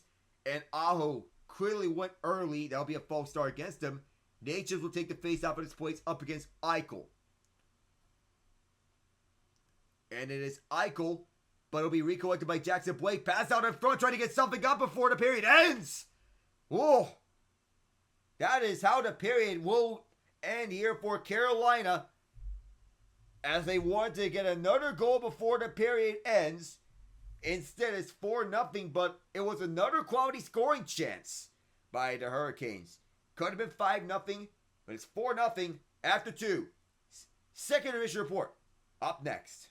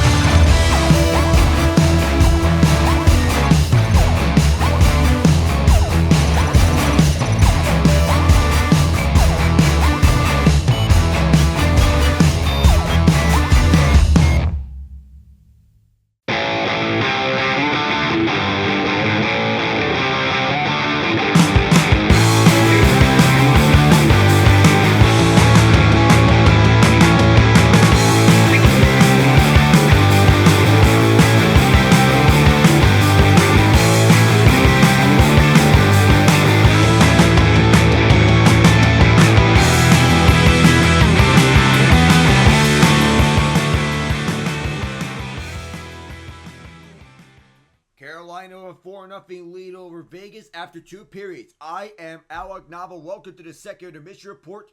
They go with the reset right now. To begin the scoring was Eric Robinson in the first period. 424 from Sean Walker and Jesperi Kotkaniemi. Kotkaniemi scored at the 12:46 mark at the first. Martin Necas and Robinson with the assist. 2-0 by then. Second period, Jordan Staal. They marked it unassisted. Jordan Martinook forced a turnover on Shea Fielder and caused him to overthink in its own zone right next to Aiden Hill.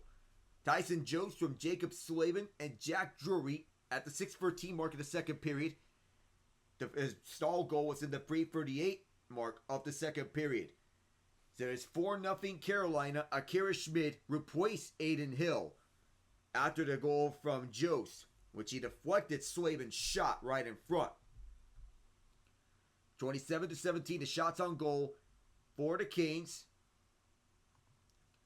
In terms of hits, is 21-10 Vegas. Faceoffs 25-17 Carolina. Block shots 12-9 Carolina. Takeaways 5-4 Carolina. Giveaways 8-7 Vegas. The one stat that nobody wants to be leading in. So as for everything else, as we look towards the rest of the field, on their scores, every other game is final except this one.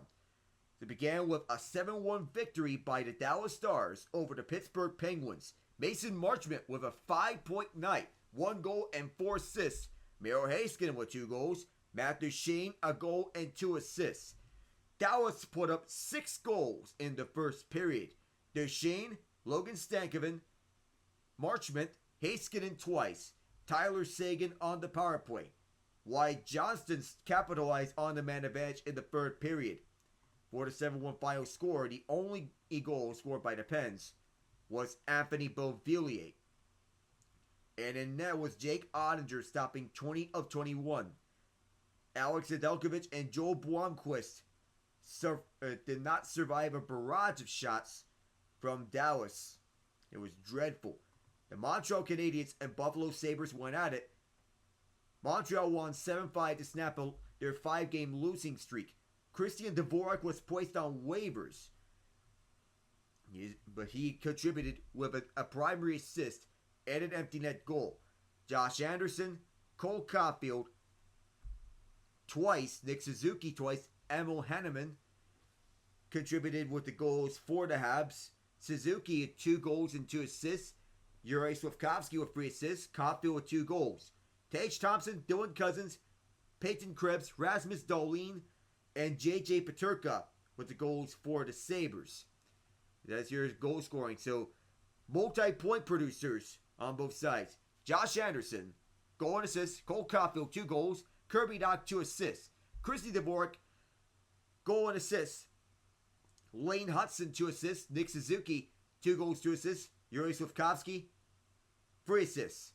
Caden Primo was pulled after allowing 5 goals. Sam Montembeault stopped all 4 shots he faced.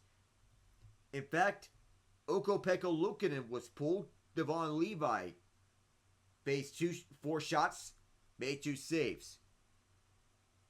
Multi-point producers on the Sabres with Dylan Cousins, goal and assist. Alex Tuch, 2 assists. Rasmus Dahlin, goal and assist. Owen Power, 2 assists. And later on today, the San Jose Sharks forced an overtime, but the Philadelphia Flyers survived in a shootout. Eric Johnson, Travis Konecny, and Matvei Michkov with the goals. Michkov was a healthy scratch for 2 games. Jamie Drysdale a healthy scratch for this game. But the comeback from Jack Thompson, Michael Granlund, and Barclay Goodrow to tie it up at 3 apiece. The shootout goal scored by Michkov and Konecny. The Calgary Flames down to LA Kings 3-1. Dustin Wolf a 28 save effort. Michael Backlund goal and assist. Backlund assisted on the Kevin Rooney empty netter. Jonathan Huberdeau, his goal is the game winner. Trevor Moore, the only goal for the Kings that was in the third period. Not enough to mount this comeback for them. The Colorado Avalanche down to Nashville Predators in overtime. Sam Girard gets his first of the year. Devon Taves, Mikko Rantanen the goals for the Avs. Before that, Luke Evangelista, Colton Sissons for the Preds. So you get Ian on board here. Well, this has not been the game that we have expected, and certainly not the one that we have anticipated. Hey there, sir. How you doing, man? Whew. Tired. I mean, I had to stay up all the way to 1 in the morning to do this. I would be running out of energy sometime soon. I would be tired.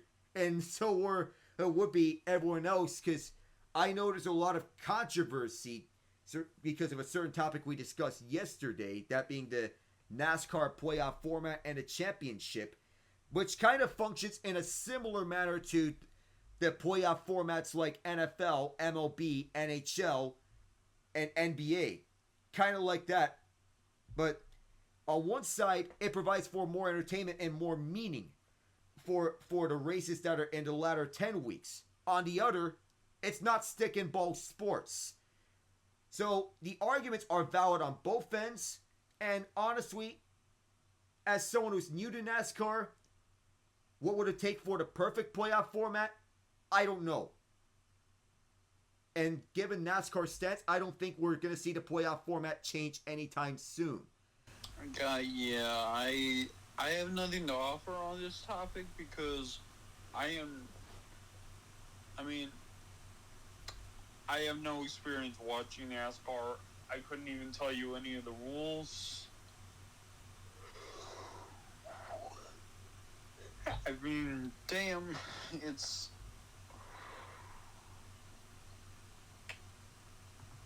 I mean, all I hear about are the highlights and the scandals, and that's about it. Well, this year provided a ton of highlights. Well, I'll run down through the list. Let's see. Daniel Suarez photo finish. In Atlanta, Austin Cindric 4-wide pass in said track. Classic race in Bristol in the spring. You got Kyle Larson, the closest finish in NASCAR history in the Cup Series. Ricky Stenhouse Jr. photo finish in Talladega. Well, another classic finish in Darlington with Chase Briscoe fighting off Kyle Busch. And then you get this championship race. Well, I don't understand the negative reaction saying that this was not a good race. Because I'm not going to pretend that the race in Phoenix wasn't a good race. It was. Especially that final stage with Tyler Reddick on a 4-wide pass and Joey Logano going from 6th to 1st on the final restart. And he had to fight off his teammate for the championship, Ryan Blaney, who was the defending champion. And the Logano, people can talk about 15th in regular season standings. How was he the champion? Well, I could assure people one thing. He would actually be higher in the standings had it not been for Austin Dillon performing a dump and run in Richmond to steal victory away from Logano. Because that was clearly not it for Austin Dillon. That could have gone to Logano, should have, and would have. And I still stand my ground on that. But nonetheless, did run down the final scores around the other games in the NHL. So Colorado is still holding on despite all the injuries they're facing. Calgary may or may not have something brewing, Ian. Yeah, I'm honestly surprised about Calgary. I mean,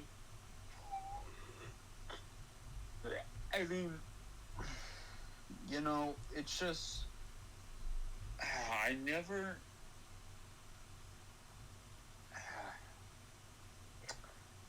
so, when it comes to Calgary, right, what they're most known for in this day and age is their underachievement in the playoffs, constantly. Yeah. They trade away Matthew Tkachuk.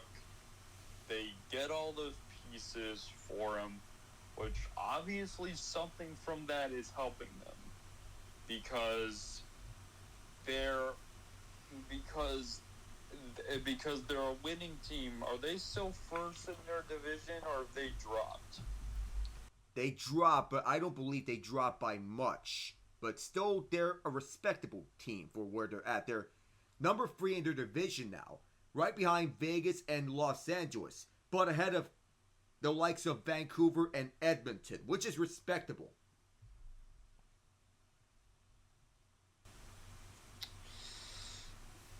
Yeah. So, let's see.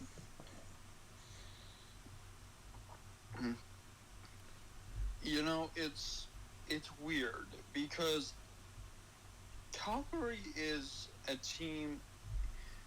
It almost feels like a team that needs. It seems like everything they need to go right now is happening. I don't know what their I don't know what their roster looks like, if they have any major injuries. But they just seem to be clicking. I'm not sold on them just yet. Because again, where it counts is the playoff. Because from how they're playing now, they seem like a playoff team. But we both know where they need to prove themselves. Against the major contenders. Right. And that road is only going to get tougher because, well, even though they're a formidable team early, we have to see how long this lasts for them. Besides, when you mentioned injuries, Anthony Mantha's done for the year with a season-ending ACL surgery.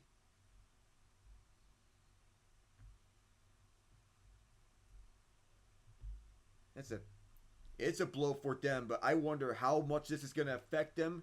Mantha is who you want to have as a middle 6 forward, and he looked to be helping out there with the Flames. Well, in terms of other injuries, we do have another injury that I mentioned out earlier. Brock Besser is out indefinitely after Tanner Jeannot dished out an illegal hit to his head, thus suspending Jeannot for 3 games. That was not clean at all from Jeannot.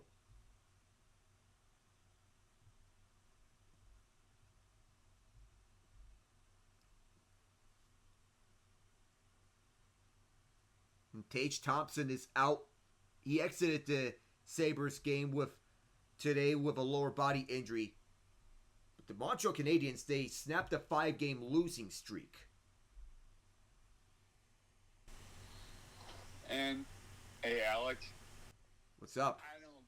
I don't think it needs to be said, but because I think you and I are going to be on the same page here.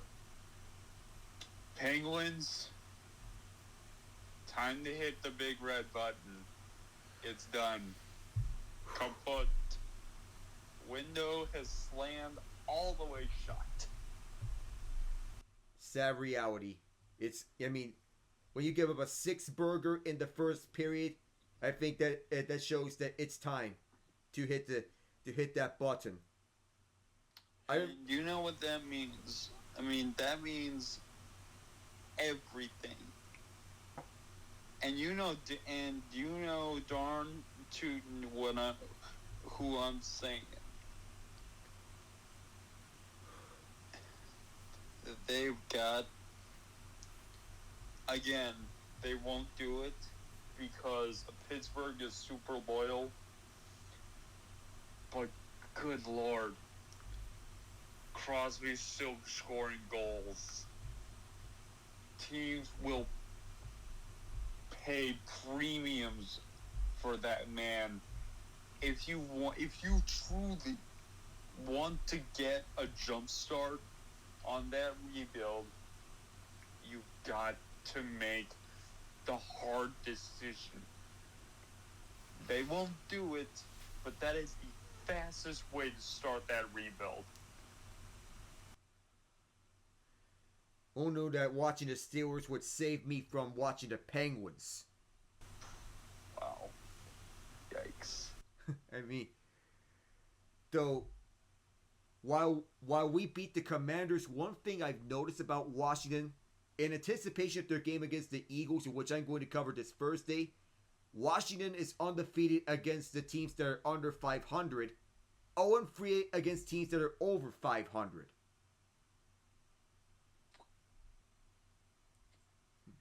I get their breakouts as we get the third period underway. It is Vegas serving a 2-minute penalty that began late in the second period. We'll get more onto the Commanders in just a moment. The far side, Necas tried to leave things up. That pass went awry, and Kochetkov will let this one go over to Shane Gostisbehere. Second stint with the Canes. Initially was with Carolina as a trade deadline acquisition from the Arizona Coyotes in 23. Jackson Blake, rookie and a native of Fargo, North Dakota. Gostisbehere fires this one up. It was blocked in front, and Vegas clears this one out.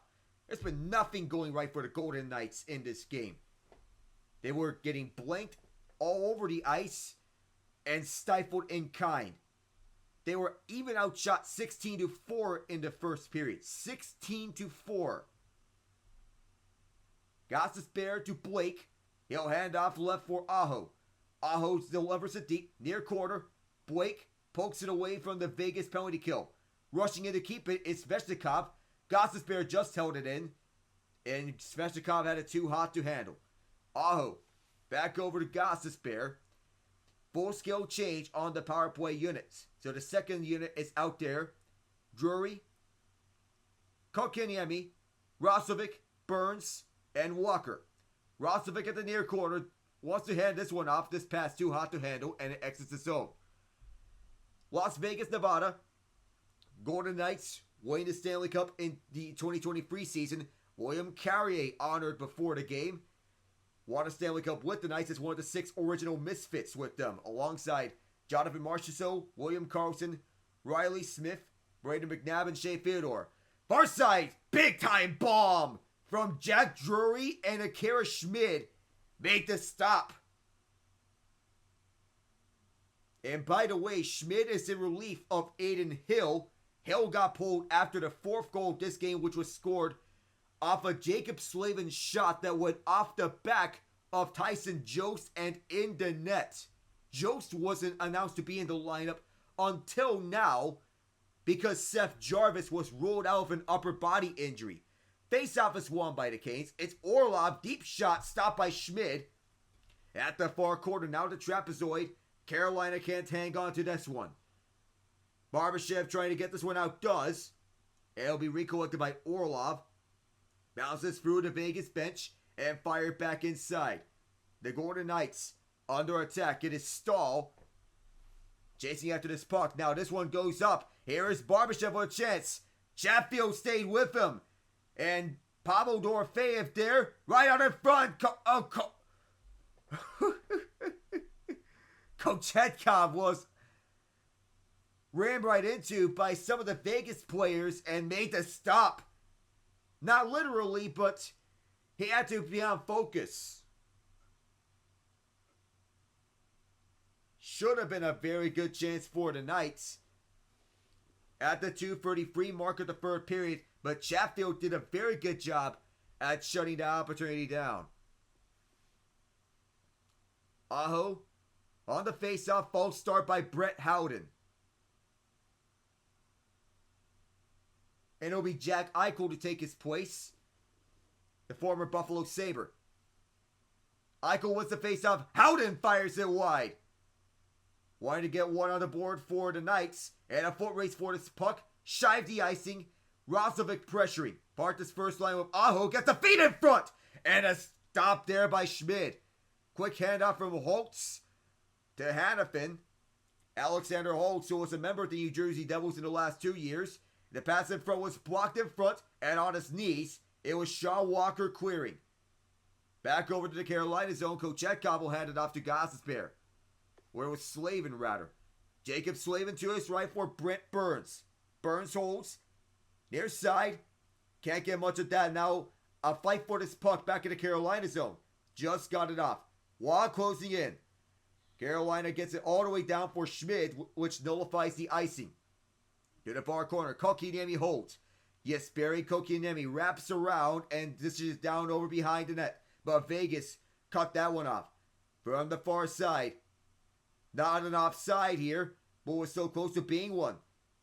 Canes drive this one out. They recollect. Jesperi Kotkaniemi holds on to this one. Behind the net. Kotkaniemi. Over to the left point. Now over right point. Sean Walker bounces up. Blocked out a play. 3:53 gone in the third period.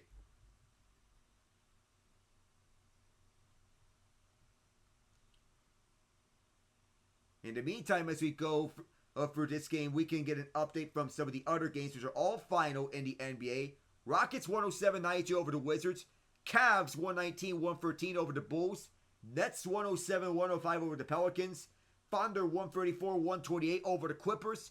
Spurs 116-96 over the Sacramento Kings. Face-off won by the Knights. And they'll send this one up through the ice. Bouncing around. They did a good job of holding this one in. Deep shot was blocked in front. Comes right back over to Shea Theodore. Theodore to the right point. One-timer for the right circle. Going down to block it was one of the Canes. And it's cleared out. From the near side. Looking to advance was Colasar, but Carolina blocked that one off. Here's Jackson Blake. Stumbles when in the attacking zone. Blake wraps this one through to the far side. Vegas getting it back. Near corner. Trying to get it out. Chatfield wanted to keep this one through. Kochetkov. Good job on keeping this along for the wall to hand off for Orlov through the far side. Orlov winged his way through.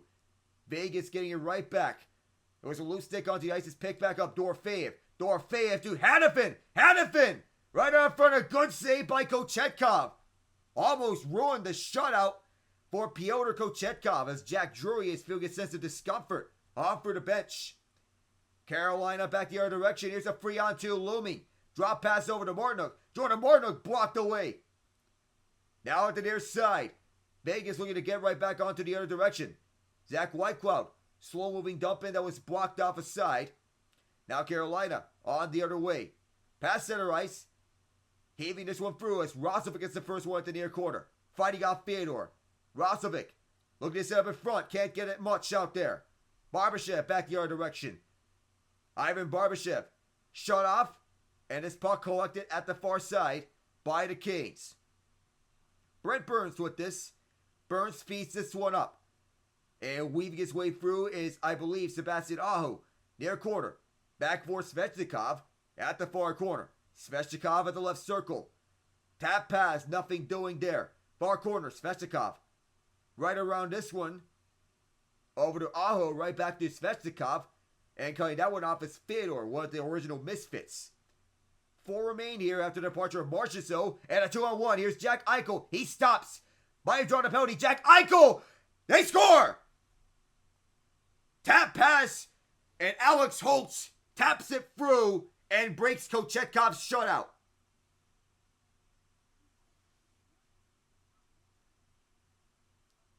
It might be Jack Eichel's goal, but nonetheless, it's a 4-1 Carolina lead. Eichel stops, stutter steps, fakes out Brent Burns, and this may have went right by Kochetkov as it's fired off right underneath his armpit, for what it seems. Protects the puck. It's a good job at protecting that puck. I believe I don't know if we lost feed in Las Vegas, but yep. The FanDuel Sports feed is experiencing technical difficulties, so they'll get back to it in just a moment. So, in the meantime, it is a 4-1 Carolina lead. We'll have to know when they're going to come back for the technical difficulties. So, this is quite the predicament. Yep. So, tomorrow begins the NBA Cup, and I'll be covering the Dallas Mavericks and the Carolina Hurricanes.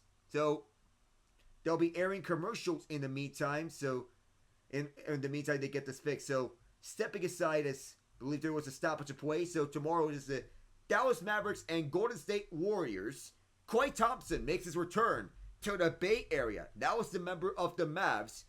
Probably there might be a little reunion between him, Steph Curry, and Draymond Green pregame. I would believe. Steve Kerr as well.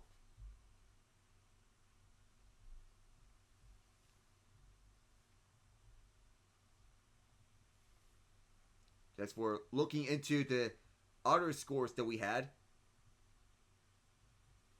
So in the meantime, it is 4-1 Carolina.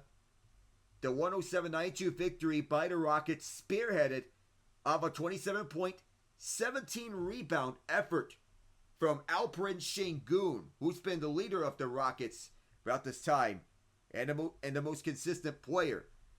What an effort by Şengün, showing why all this time I was calling him a baby Jokic. Because the style seems so similar. And the Cavs, they're 12-0. May have noticed out earlier, but what a start for Kenny Atkinson's squad. Donovan Mitchell, Spider-Man, with 36 points, 8 rebounds, and 4 steals.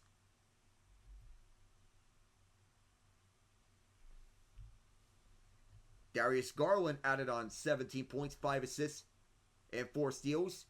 Evan Mobley, 15 points, 11 rebounds as well. So the puck went into the benches at the 6:30 mark of the third period.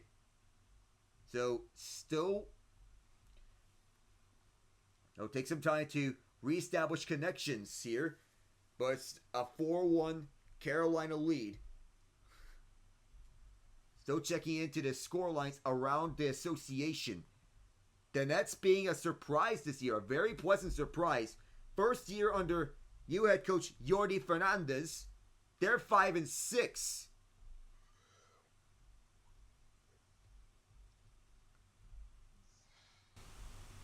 That is surprising. Yeah, I mean, the Nets were a team that were supposed to tank this year. It's much like the opposite. 5-6. Cam Thomas leading the way with 17 points. And pretty much a very balanced scoring attack from Brooklyn. 7 players with double figures. None of them have crossed the 20-point barrier. Thomas with 17 points, 7 rebounds. Nick Claxton, 13 points, 9 rebounds. Cam Johnson, 15 points. Dennis Schroeder, 14 points. Zaire Williams, 12 points with 9 rebounds. Noah Clowney, 15 points, 7 rebounds. And Ben Simmons, off the bench, 12 assists. To outdo a Pelicans team that's without Zion Williamson. Again. I swear, Zion Williamson just cannot stay healthy. I mean, at all.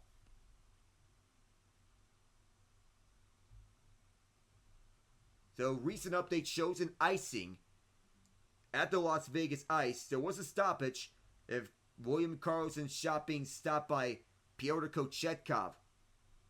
Jesperi Kotkaniemi getting a shot on Akira Schmid. 2 straight faceoffs won by Jordan Stahl. Once again, we are experiencing technical difficulties, so I'll just provide to you what is of the recent updates as of late in Las Vegas on the ESPN feed. Jack Eichel had the recent goal as the first of the night for the Golden Knights. So Jordan Stahl at the 7:26 mark.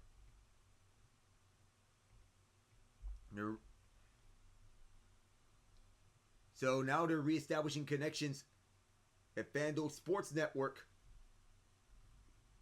Well, not there right now, but they're airing some past documentary, it seems. Among the greatest athletes right now. I would think another icing. I don't know who this is on because ESPN is not showing what's clear. What we do know is that we're 7 minutes and 57 seconds into the third period. Carolina is up 4-1. So I apologize if there are some technical difficulties on the way. We're not able to get the feed here. And I can't access the ESPN and Plus area because there's a blackout given that I'm around the Raleigh area. So with that out of the way, the Thunder's 134-128 victory over the LA Clippers was huge. Not only do they get this win, But Shea Gilgeous-Alexander went off for 45 points, 9 assists, and 5 steals. How's about that for OKC, Ian? That is. Jeez, man. Man. Shea Gilgeous-Alexander is. Actually, you know what this just speaks to? It just speaks to Sam Presti being about he is a mad genius. Because he said, let me take the 2 franchise players I have and turn them into a plethora of future riches for this team.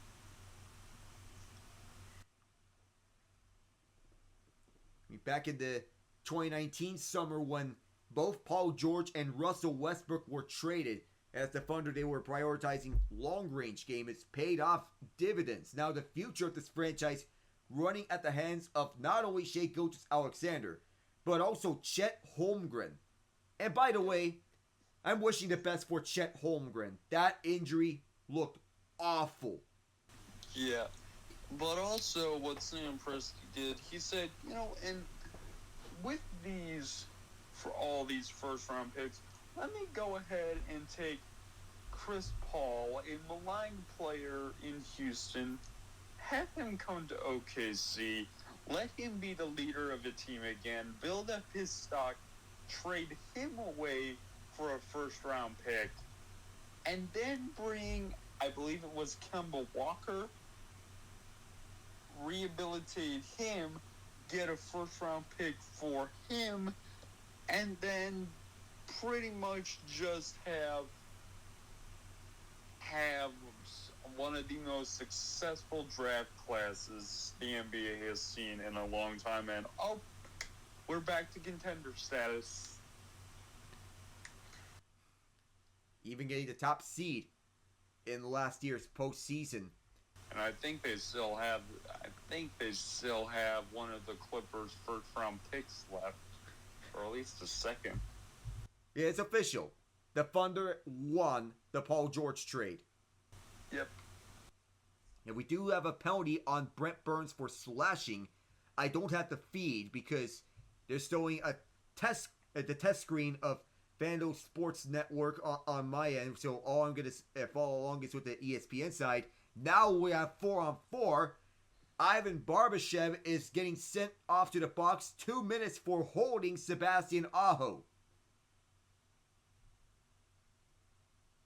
So, a whole bunch of test patterns around. So, on the other side, for the Clippers, you got Norman Powell, who had 31 points. Ivica Zubac, 22 points, 14 rebounds.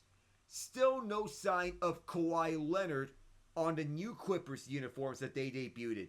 It's been James Harden on what I was perceiving as a revival arc, but it may be short-lived for the most part. Derrick Jones Jr. did have 20 points. Nice outing for the two-way player.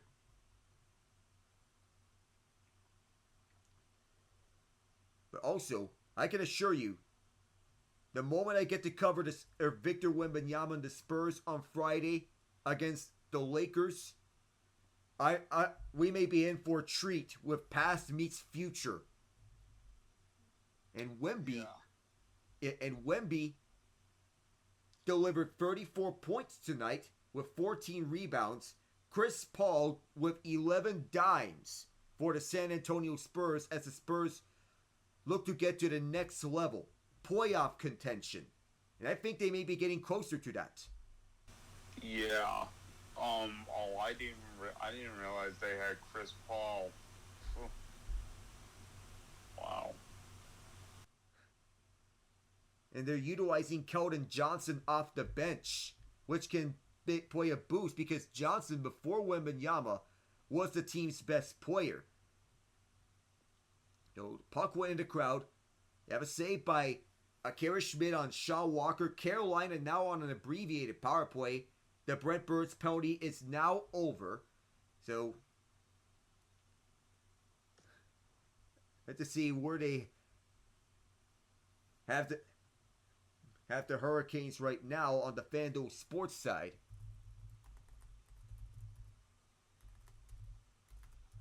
Oh, I am all over the place. FanDuel Sports Extra. What do we have in terms of? Well, nope. That is not what I was looking for. But so far, it's been a test pattern. So, no choice but to follow along here on the ESPN side. I guess FanDuel Sports Network knows that this game may be about over. I guess they're just pulling the plug early. Maybe they don't want to cover any more of this game because they know the Hurricanes have won, I think. Or, I don't mean to sound premature, but it feels like it's trending towards that direction. Penalty is over, by the way.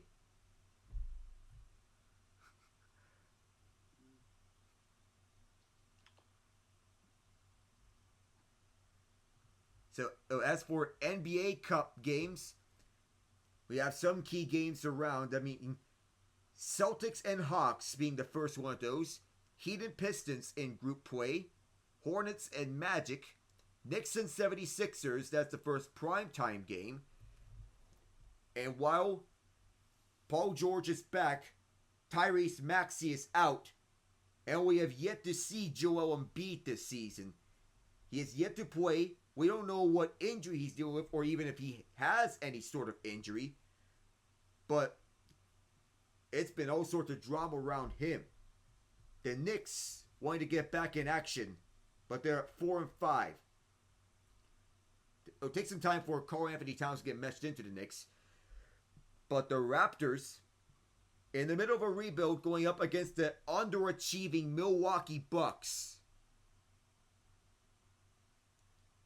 You'd wonder what is going on with Milwaukee, but then you realize this is a Doc Rivers coach team. Nothing ever comes easy for Doc Rivers coach teams.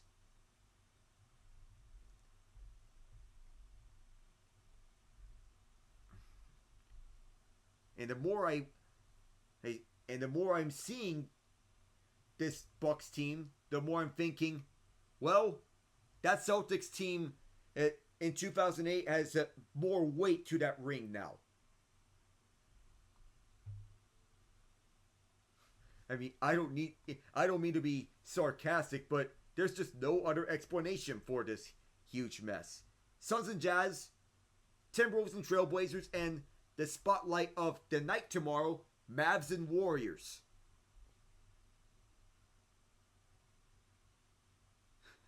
Still a test pattern here. They did stop for ice scrapages though, so I wonder if they're going to reconnect to the live audience in just a moment around the Raleigh area and surrounding areas around the Carolinas, because this has been a lengthy technical difficulty segment. I just can't believe this.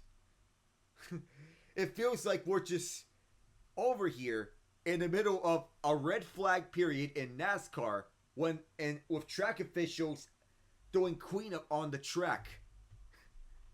It just feels that way. It's a mess. I mean, it is. Though tomorrow we do have some, so as to not take away from the NHL, because NBA in-season tournament is my main focus, we'll have to go over for the NHL slate tomorrow. And it begins with a battle of Ontario with the Maple Leafs and the Senators. Sends off to a 7-7-0 start. The Maple Leafs, without Austin Matthews, they're 9-5-2, second in the Atlantic behind the defending champion Florida Panthers. So this should be an interesting one given the Sens' rise, Ian.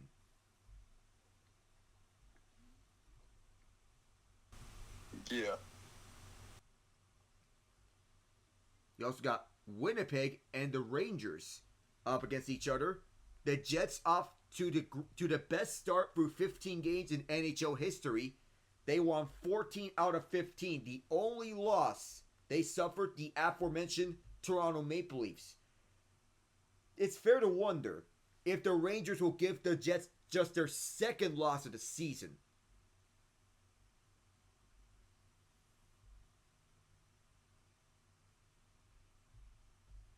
There might be the whole sense of the overachieving part. And still, underway in the third period, no sign of the signal yet. We'll stay here for as long as it goes. If it goes deep enough to where it's about 2 minutes, 1 minute, and still there's no signal returned here, we did not have a video feed or an audio feed returned from FanDuel Sports Network, but we'll be staying here for the most part. Still, it's a 4-1 Carolina lead, and for this moment, I'll give you the reset. Eric Robinson, Sean Walker from Jesperi Kotkaniemi. The first goal, Robinson from Walker and Kotkaniemi at the 4:24 mark of the first period. Kotkaniemi from Martin Necas and Eric Robinson. 2-0 Carolina 12:46 mark. Necas extended his point streak to 10 games, which is the longest active mark in the NHL.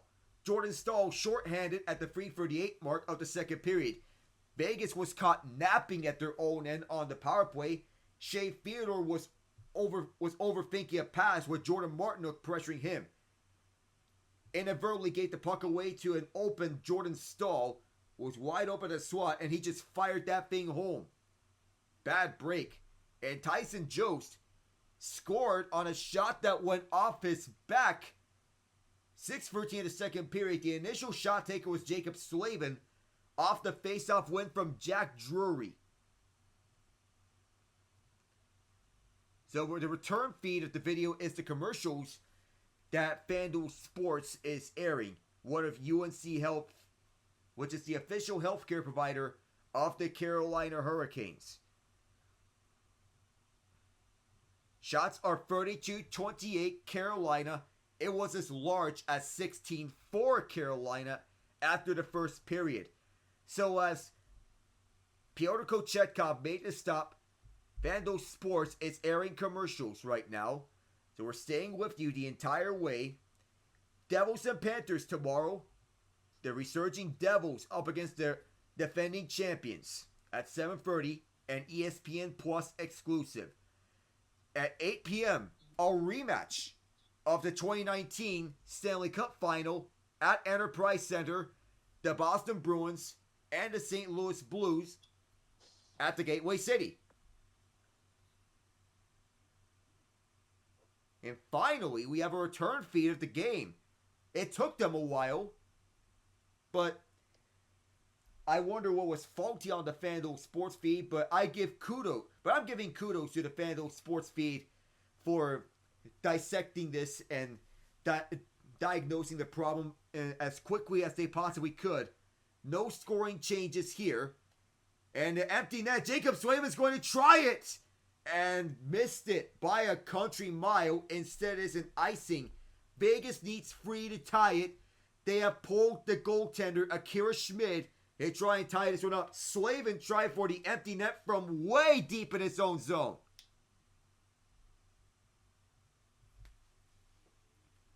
That would have been highlight reel. Empty net goal. Tie up on the draw. Burns trying to clear. Vegas trying to keep it. They need 3. Hoping for a miracle. Dorofeyev out there. Wow, also there. Canes pick it up. They'll try for the empty net. Bullseye! 5-1. And they can just put this one to bed to hand the Golden Knights their first home loss of the season.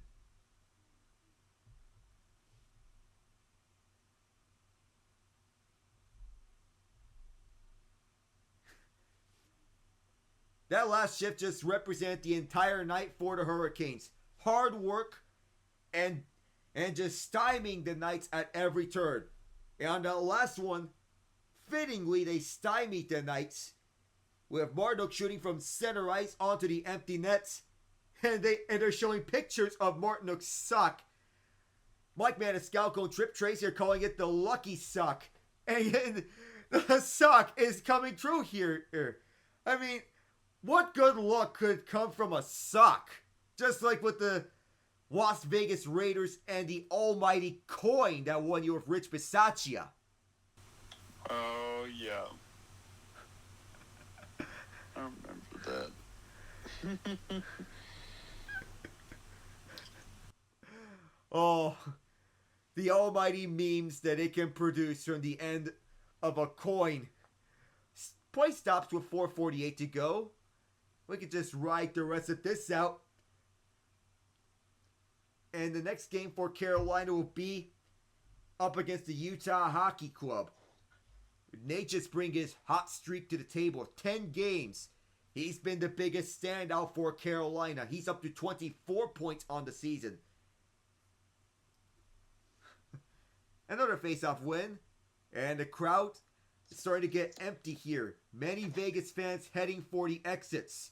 And a lot of Carolina fans staying here to salute their team. Those that made the trip over to Las Vegas. And as they say, what happens in Vegas stays in Vegas. Oh my goodness!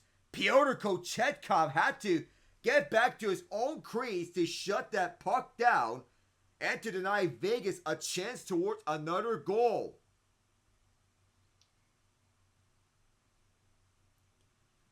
Well, no shame for Vegas. All good things may come to an end. But with the end of good things, you may find some light at the end of the tunnel to get out of this bad funk. Queen hit by Jalen Chatfield. Signed a 3-year extension with the Canes last time around. $421 until it is all wraps from Las Vegas. And Kokeniemi skating this one in. Nice one on Schmid. 81.3 on this last shot. Play stops with 4:13 to go. In some of the later games, including for tomorrow, the Islanders and Oilers, one of the top performing offensive teams in the league, hosting the worst offensive team in the league in the New York Islanders. You got the Flames and the Canucks in an all-Canada showdown at 10 Eastern. Blue Jackets and Kraken at Seattle, 10 Eastern, 7 Pacific, Climate Pledge Arena. 4:05 to go until it's over. Cole Schwitt pickpocketed by Jackson Blake 4 minutes to go. Sent inside. It's Tyson Joe's first game with the Kings, getting a goal tonight. This bounces over to the left point as the Golden Knights try to dispossess the Canes at this one. Over to the left circle, now at the deep point. And a shot stopped by Schmidt. Schmidt didn't know where it was. Went out of play with 3:41. When Schmidt did get a piece, it exited out of play.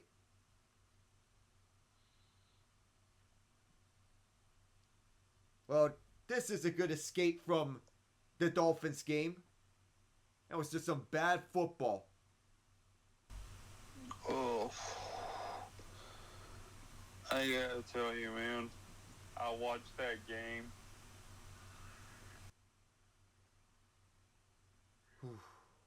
Was not the best of looks. Oh, it was. I was waiting, man. I was waiting for that. I was waiting for Stafford to do Stafford things, but nothing happened. Just never happened. And on the other side, you got Tua, who's trying to get himself another concussion. He's just trying to... I don't like it from him that he's trying to actively get himself more concussions at this rate. It's just, they're going to degenerate his brain more and more. I don't get it. But nonetheless, the Finns badly needed this one. In the worst way possible. But it's funny how the Jets with the highest expectations ever in about a decade, and the Patriots with the lowest expectations that they've had since 1990, end up having the same record as one another at 3-7. It's just absolutely hilarious.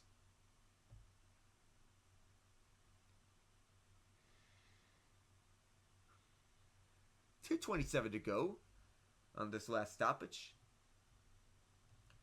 So because of the technical difficulties, we have no need to pull up the ESPN play-by-play for live play-by-play updates. Got you the slate for tomorrow's games in both NHL and NBA. Those are the two sports leagues that are on. As we count down the days officially,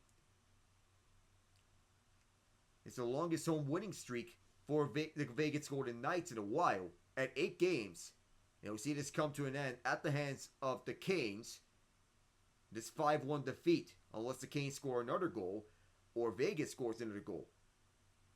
And should either team score, that will be as many goals as we had interceptions in yesterday's Texans-Lions game. Jared Goff got picked off 5 times. The Texans blew a 16-point lead.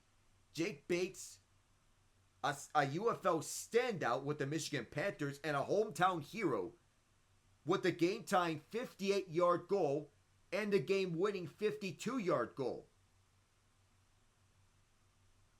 Well, if there's a silver lining for Vegas, they'll have the rest of this game on the power play. Jalen Chatfield to the box.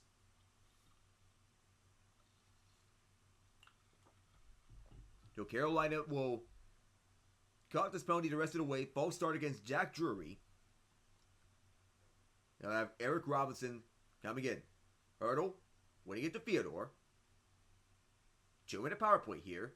And see if they can get something on the board. It's one of the best power plays in the league. One of them got shot up high. 1:38 to go until his wraps. This goes all the way back to Akira Schmid. Former New Jersey Devil got dealt in the same trade that Alex Holtz was. That brought Paul Cotter to the Devils. Surprise early standout with New Jersey. Switching from 43 to 47 in deference to Luke Hughes.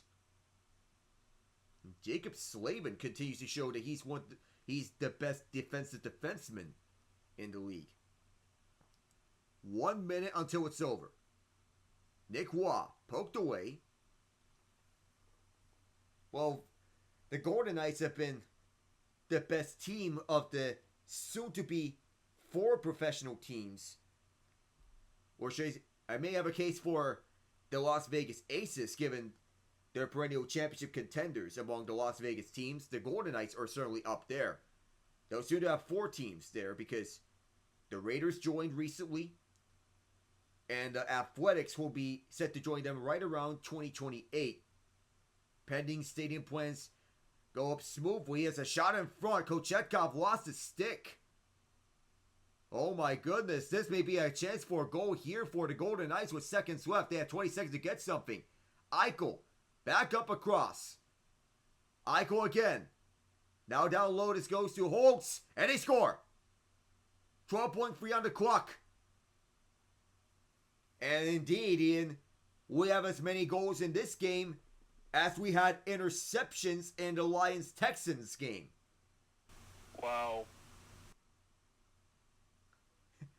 And fittingly enough, 5 goals for the Hurricanes, the same amount as Jared Goff had interceptions in the game against the Texans. In the 9 weeks before, Goff had 4 picks combined.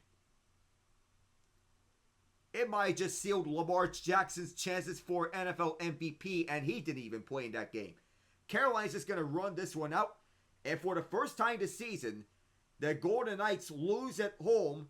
It's at the hands of the Carolina Hurricanes, who defeat them 5-2.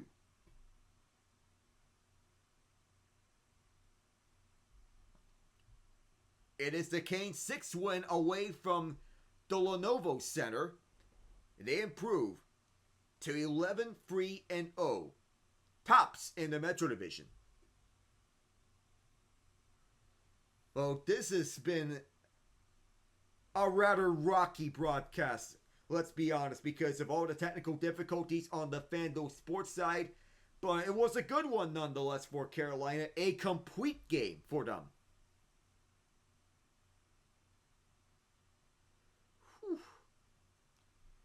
as we say goodbye from Las Vegas. You have anything to wrap this one up, Ian, before we call it a cast?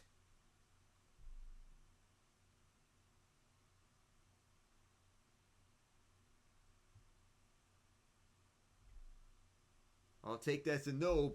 Nonetheless. Oh, sorry, what? Yeah, I gotta be honest, man. I'm drifting in and out of consciousness here. Oh.